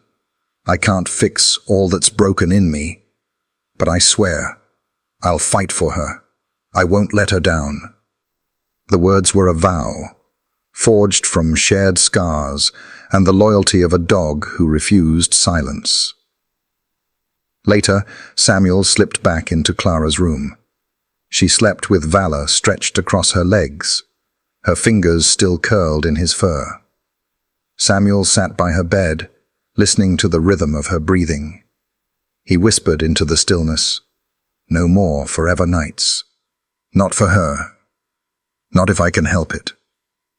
For the first time in years, Samuel let the weight of his past mingle with his present, not as a wound, but as a reason to keep moving forward. The old brick courthouse in downtown Maplewood groaned under the weight of a town forced to face its reflection. Reporters filled the back benches, cameras flashing the moment Mrs. Mitchell entered in cuffs. To the world, this was the girl in the basement. To Maplewood, it was the trial of their silence. Her once polished image was gone, hair limp, clothes plain, but eyes still defiant. Samuel Hayes sat near the front, Valor at his feet. Unusual, but the judge had permitted the shepherd, recognizing his role in both rescue and recovery. Valor's amber eyes stayed locked on the woman who had kept a child in darkness. The prosecutor opened with precision: child abuse, unlawful imprisonment, neglect. Each charge landed heavy. The defense countered with a portrait of a woman overwhelmed, misunderstood, clinging to good intentions that went tragically wrong. Then Mrs. Mitchell spoke. Her hands folded, voice soft. She cast herself as a misunderstood caregiver. "I never meant to hurt Clara. She was fragile, sickly. Doctors couldn't explain it. I kept her home to keep her safe." Murmurs rippled. Samuel's jaw tightened. Valor growled low, audible enough to turn heads. The defense leaned in. She acted from fear, not malice. But the prosecutor cut sharp. Fear does not explain forged notes, false doctors, lies told to schools, neighbors, and her own husband. This was not care. This was control. Mrs. Mitchell whispered again. "I gave up my life for Clara. I couldn't risk losing her." Parents in the gallery shook their heads. Teachers who had accepted her notes lowered their eyes in shame. Samuel thought of Clara's trembling voice, "Forever night." Here was the woman responsible, cloaking cruelty in the language of love. "Why?" the prosecutor pressed. "Did you lock her in a basement, deny her light friends and medical care? Was that love or control?" For the first time, Mrs. Mitchell faltered. Silence swallowed her words. Valor's gaze never left her. The next day, witnesses took the stand. Mrs. Jennings, Clara's second-grade teacher, admitted absences excused by forged notes. "I wanted to believe them," she confessed, voice breaking. The alternative, that she wasn't cared for, was harder to face. Neighbors followed. Mrs. Callahan's voice trembled. "We heard cries at night. I told myself it wasn't my place. I wish to God I had acted sooner." Her husband added, "We valued our peace more than truth. and a little girl lived in the dark while we looked away. The words rang like confessions, heavier than headlines. Medical experts spoke clinically but devastatingly. Severe malnutrition, vitamin deficiency, muscle wasting. This was not an illness. It was prolonged neglect. With proper care, she would have thrived. The jury listened, faced grave. Even the defense pressed no further. The science was irrefutable. Then came Clara's voice, though she never entered the box. The prosecutor displayed her written note. It was always night. I thought no one would come. Valor found me. Gasps rippled. Hardened officers lowered their eyes. Drawings followed. A child in a dark square. Walls heavy and thick. Another, a stick figure holding a dog's paw. Rays of light breaking through cracks. Jurors leaned forward, stricken. The defense objected. Emotional manipulation. But the judge overruled. The child's perspective is evidence. Samuel's throat tightened. He had heard her whisper forever at night. Now he saw it in her own shaky lines. Valor stayed steady, gaze fixed forward, as though he too bore witness. On the third day, the rumor proved true. Clara herself would appear. The doors opened. She entered slowly, hand clutched in Valor's collar. The shepherd moved in rhythm with her, leaning just enough to steady her steps. Her pale dress, brushed hair, and frail frame drew a hush over the courtroom. She sat not in the witness box, but in a chair at ground level. Valor lay across her lap, her fingers tangling instantly in his fur. She spoke no words. She didn't need to. "This is Clara Mitchell," the prosecutor said gently. "You've heard the reports.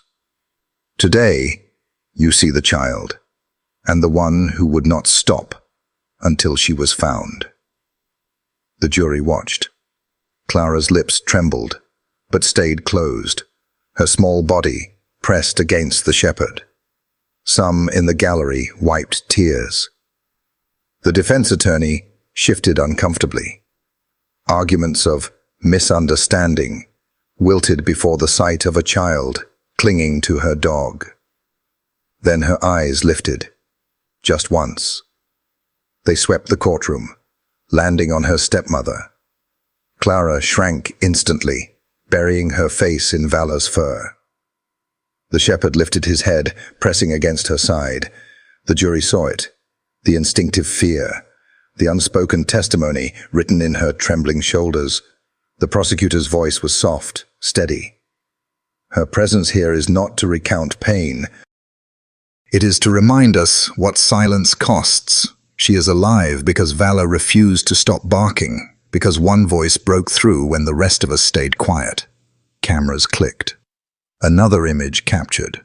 Clara clutching Valor, his head resting across her lap. It would race across headlines, but for those in the room, it was more than an image. It was true. When the judge dismissed her, Clara rose slowly. Valor walked beside her, steadying each step. Together they left behind a silence no longer of ignorance, but of awe. Samuel's throat tightened as he watched them go, his hand resting on the shepherd's back. He knew then the trial had already shifted. No excuse, no polished defense could erase what the jury had seen. The fragile trust of a child and the unbreakable loyalty of a dog. And in the silence that followed, the verdict was already echoing. The courtroom was already heavy with silence when Thomas Mitchell took the stand. His work boots echoed against the polished floor, each step dragging the weight of years he could never undo. He raised his right hand, swore the oath, and sat. "Mr. Mitchell," the prosecutor asked gently, "did you know your daughter was being kept in the basement?" Thomas's voice was hoarse. "No. God help me, no." "Did you notice her absence from school? Her condition?" He shook his head. My wife said she was sick. Always had notes. Always had explanations. I believed her. I wanted to believe her. The prosecutor pressed. Why didn't you check? Why didn't you ask more deeply? And the wall broke. Thomas crumpled, burying his face in his hands. Because I was a coward. Because it was easier to work double shifts and tell myself I was doing my part. Because I trusted the wrong person with the most precious thing in my life. And while I was gone, my little girl was suffering in the dark. And I wasn't there to hear her cries. His sobs rang raw through the chamber. When he lifted his head again, his voice shook but did not falter. Don't think for a second I'm not guilty too.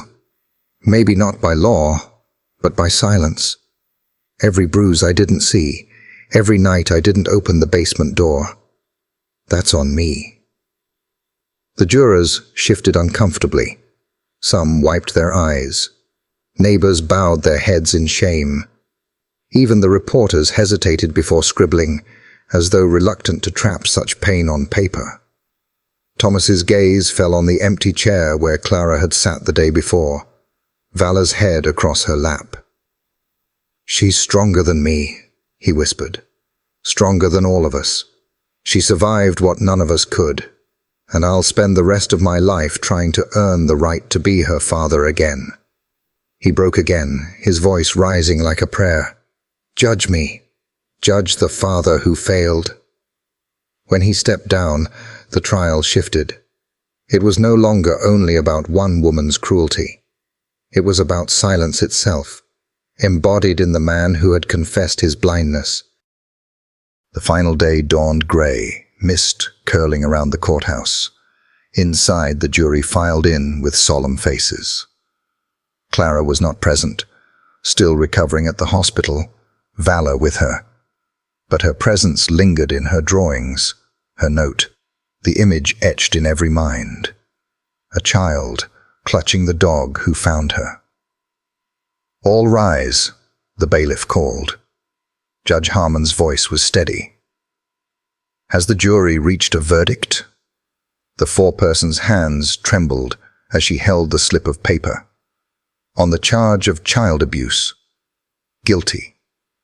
On the charge of unlawful imprisonment, guilty. On the charge of neglect, resulting in bodily harm, guilty. Each word struck like a hammer. A sob rose from the gallery. Teachers wept openly. Reporters scribbled furiously. Neighbors pressed their hands together as if in prayer. Thomas Mitchell closed his eyes as tears slipped down his face. Relief and grief warred inside him. Samuel Hayes, seated near the front, exhaled sharply. It wasn't triumph. It was something heavier, quieter. The faintest stirrings of peace. At the defense table, Margaret Mitchell sagged back in her chair. For days she had cloaked cruelty in the language of care. But the jury had seen through it. The gavel struck once, sharp and final. Justice has been served, Judge Harmon said. Outside, headlines raced across the nation. Stepmother guilty in basement case. Vala's bark brings justice. Maplewood reckons with silence. But inside, a quieter truth held. No verdict could return the years stolen. What it did was mark, with finality, that Clara was believed. Her silence had been broken. Weeks later, Maplewood gathered not in shame, but in gratitude. The police department arranged a ceremony in the courtyard. Folding chairs lined the brick square. Officers stood at attention. Neighbors clutched flowers. Cameras waited, but for once, not to dissect failure. At the center stood Valor, his coat brushed until it gleamed, his amber eyes steady. Beside him, Samuel Hayes rested a hand on his partner's shoulder. Pride swelled quietly in his chest. The police chief stepped forward, his gravel voice carrying, "Today, we honor a hero. Not the kind with a badge or a weapon, but one with instinct, loyalty, and courage. When others looked away, this dog refused silence. Because of him, a child is alive." He held up a medal on a blue ribbon. The Medal of Bravery. Today, for the first time, it goes to one who speaks not with words, but with devotion. Before he could continue, a small figure rose from the front row. Clara. She was still frail, her cardigan loose on her thin frame, her stuffed bunny clutched in one hand. But her eyes were fixed on Valor. "I want to do it," she whispered. The crowd hushed. The chief nodded. "Of course, Clara. It should be you." Samuel guided Valor into a sit. The shepherd's gaze never wavered as Clara approached. Her fingers trembled as she lifted the ribbon, but she slipped it carefully over his head. The medal gleamed against his coat.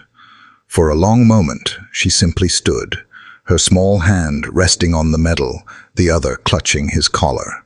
Cameras clicked, but their sound faded beneath the stillness. Clara bent forward, pressing her forehead gently against his. Her lips moved. Samuel, standing close, caught the whisper, "You saved me." Valor's tail swept once across the ground.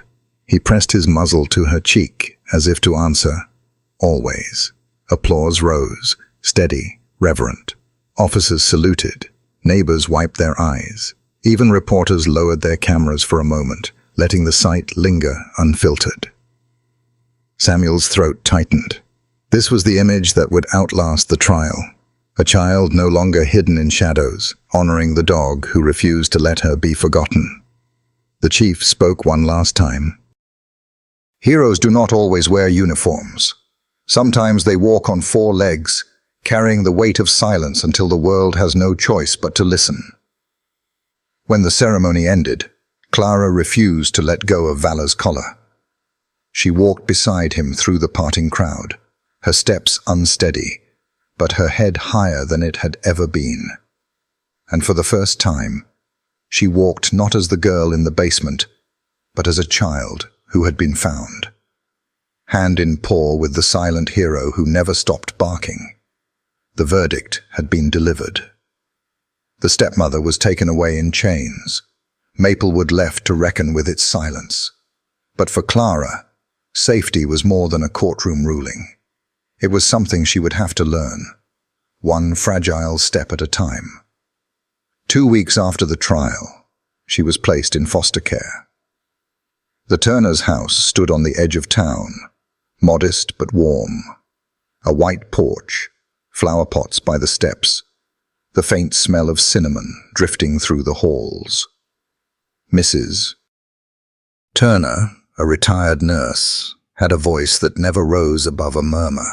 Her husband Harold tended the garden, his hands as steady as the house itself.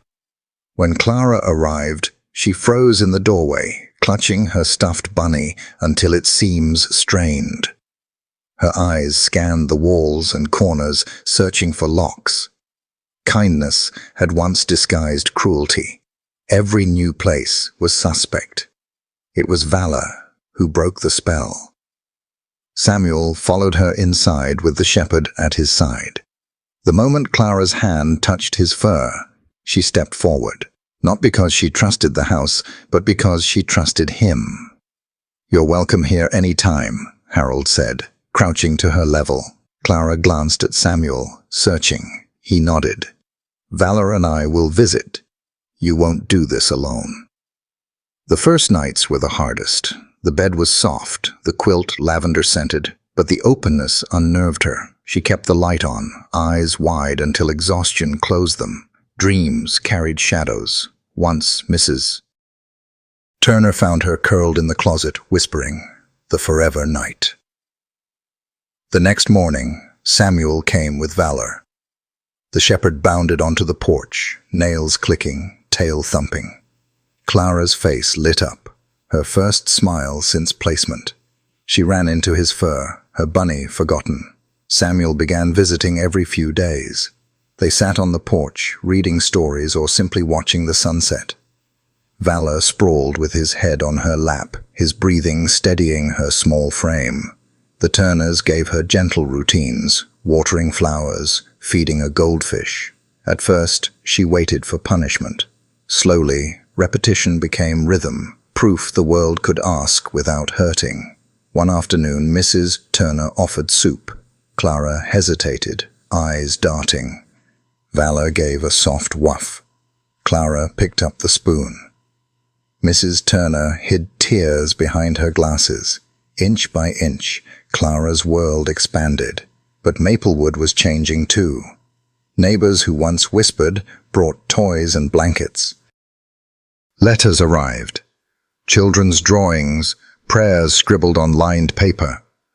Clara didn't read them, but she traced the crayon suns with her fingers. Proof that voices were speaking now, not staying silent. Samuel watched in quiet awe. Healing was slow. She still flinched at sudden noise, still curled tightly at night. Yet he saw her steps grow less hesitant, her smiles less fleeting. One evening, as he rose to leave, Clara tugged his sleeve. She whispered the word that had once anchored him in the hospital. Stay. Now. In this home, it carried trust. Samuel crouched, meeting her gaze. I'll always come back. And Valor will too. She nodded, resting her hand on the shepherd's collar. Evenings became a ritual. Dinner with the Turners, then Clara curled in bed, Valor at her feet, Samuel reading. At first she stayed silent, eyes fixed on the ceiling. But one night, when he closed the book, she whispered, "Again." The word struck him like a chord. "As many times as you want," he promised, starting over. Valor pressed against her legs. Clara buried her toes in his fur and giggled softly, her first laugh. Samuel smiled, keeping his tone gentle so the moment wouldn't shatter. "He likes that," he said. "Keeps him warm." Clara's eyes flickered, and for the first time, she smiled openly. The breakthroughs came like sunlight through cracks. Mrs. Turner handed Samuel a drawing, a crooked house with flowers, a girl holding a dog's paw under a yellow sun. Months earlier, Clara's drawings had been walls and dark boxes. Now there was light. Samuel showed her the picture that evening. "That's beautiful, Clara." She blushed, whispering, "It's Valor." He nodded. "And he looks perfect." Bedtime stories grew longer. Samuel told small tales of Valor stealing sandwiches or avoiding rain. Clara hid her smile behind her bunny, laughter shaking her shoulders. One night, as he read of a brave rabbit finding home, Clara's hand brushed his sleeve. "Don't stop." His throat tightened. "I won't. Not until you're asleep." The Turners often watched from the doorway, eyes wet. "He's giving her back pieces of herself," Mrs. Turner whispered. Harold nodded. "And that dog is her anchor." For Samuel, it wasn't one-sided. When Clara finally drifted to sleep, still clinging to Valor's fur, he lingered. He saw the furrow of her brow, the remnants of fear, but he also saw her no longer facing it alone. Sometimes he sat on the porch swing afterward, Valor at his side. He thought of his own childhood, the silence, the bruises unnoticed. He had sworn it wouldn't happen again, yet Clara had lived it in his own town. The guilt was heavy, but watching her reclaim light, he felt both grief and grace. He leaned down, scratching Valor's ears. "You're saving her," he murmured. "And maybe me too, One winter evening, Clara sat cross-legged on the rug, crayons scattered like jewels. She drew carefully, a red-roofed house, a bright sun, a girl holding a dog's paw. When she finished, she held the page out, her hands trembling. Samuel leaned forward. "That's beautiful," she whispered. "It's us." "Yes," he said softly. "It's you and Valor." For a long moment the room was quiet, the fire crackling. Clara's hand curled into Valor's collar, and then she spoke, clear and whole. "He saved me." The words hung in the air like a bell toll. Samuel's chest tightened. Months of silence, whispers, fragments, and now a full sentence, spoken with the clarity of a child reclaiming her voice. She pressed her cheek into Valor's fur. "He didn't leave me in the dark. He barked until someone came." Samuel swallowed hard, his voice low with reverence. "He did. He gave you back to the world." Clara lifted her face, firelight in her eyes. "And he gave me back my voice." Samuel could not answer. His throat was too tight. All he could do was nod. Later, as Clara slept with her hand tangled in Valor's fur, Samuel sat with the Turners at the kitchen table. He placed the drawing on the wood, the girl and the dog beneath the golden sun.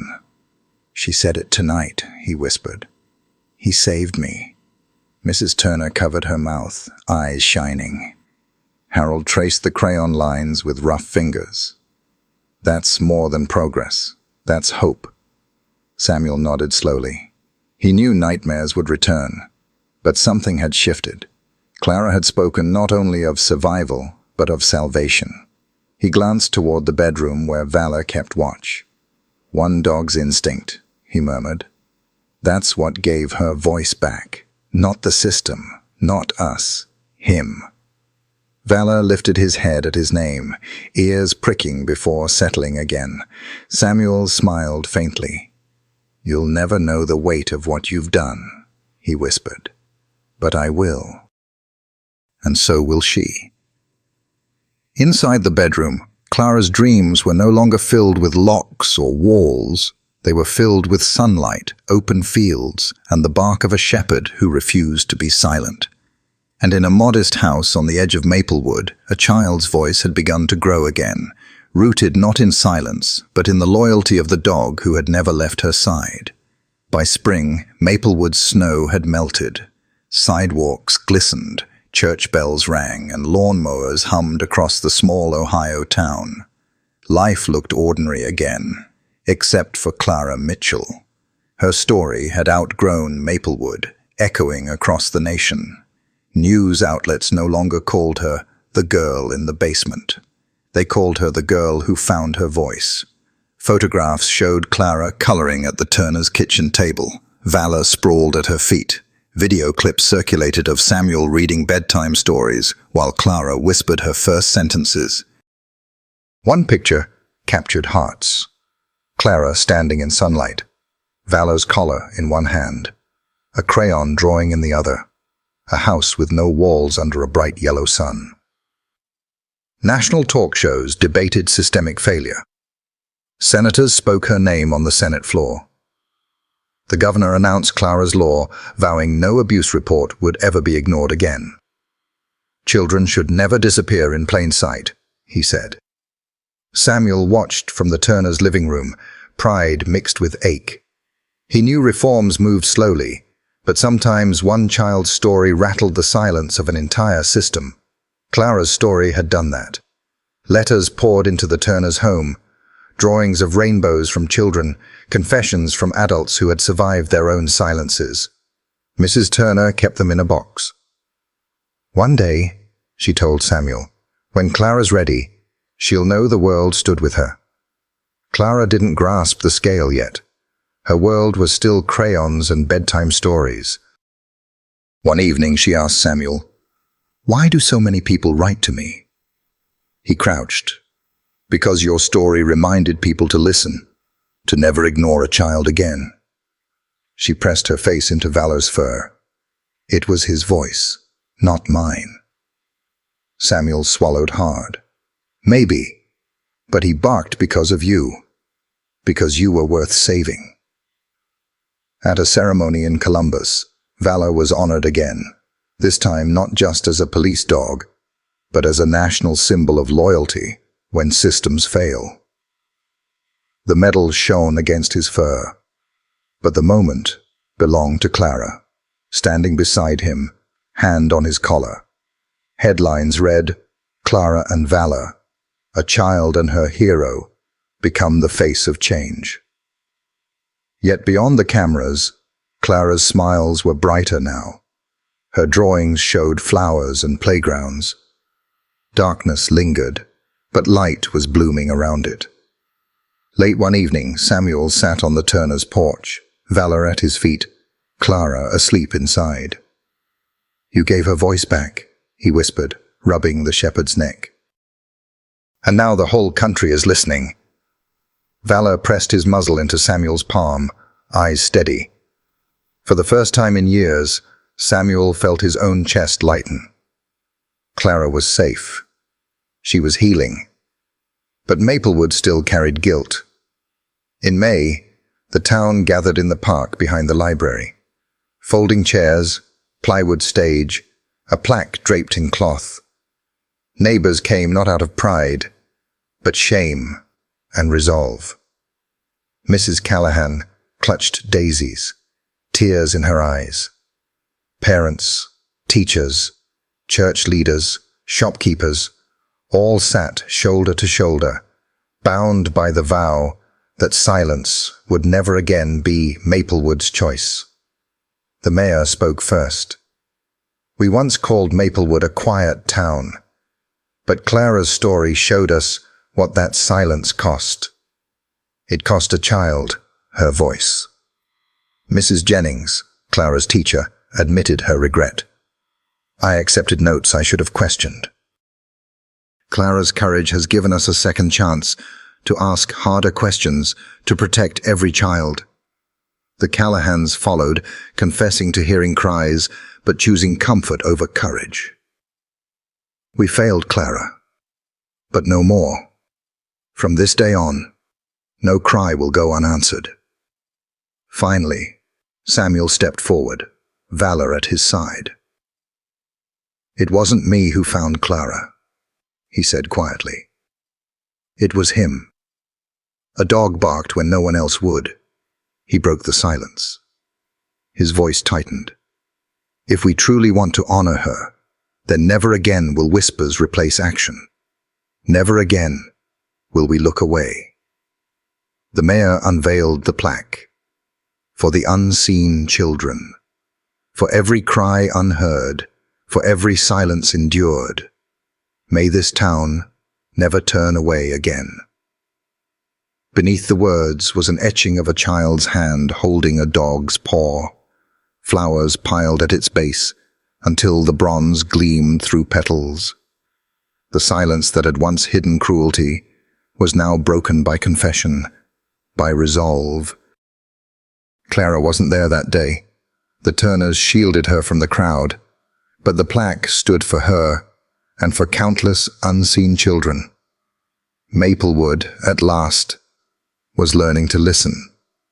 That spring afternoon, Clara walked through the park with Samuel and Valor.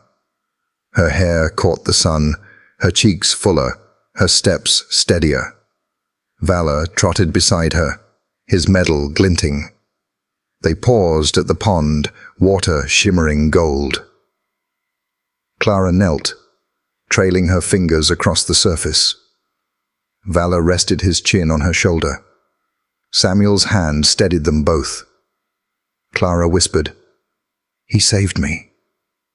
Samuel crouched, his throat tight. "Yes, Clara, he did. And now, you're safe." Valor wagged his tail, nudging her hand. Clara smiled, full, unguarded. For the first time, it was not the smile of survival, but of life beginning again. She looked back toward the bronze plaque. "For the unseen children," she murmured. Valor gave a low bark, as though sealing her vow. And as they stepped into the sunlight together, a man, a child, and a shepherd who had refused to stop barking, it was clear healing had begun, not just for Clara, but for everyone who had chosen to listen. Sometimes, the simplest gestures carry the deepest meaning. A nudge of a nose, a wag of a tail, the steady presence of a dog sitting quietly by your side. These are the ways love and loyalty speak without words. German shepherds, in particular, have a way of reading our hearts, sensing our fears, and offering courage when we need it most. They remind us that trust is earned through patience, care, and quiet devotion, and that the bond between human and animal can heal in ways nothing else can. If you've ever felt the comfort of a dog's gaze, or the gentle reassurance of their presence, you know just how profound that connection can be. There are ways to deepen that bond even further, to understand the language of your dog, and strengthen the trust you already share. One place I found personally helpful offers guidance on building those connections at your own pace, in ways that feel natural and respectful. Sometimes, all it takes is a small step, listening, observing, and responding with love, to discover just how much your companion can give, and how much they can help you grow alongside them.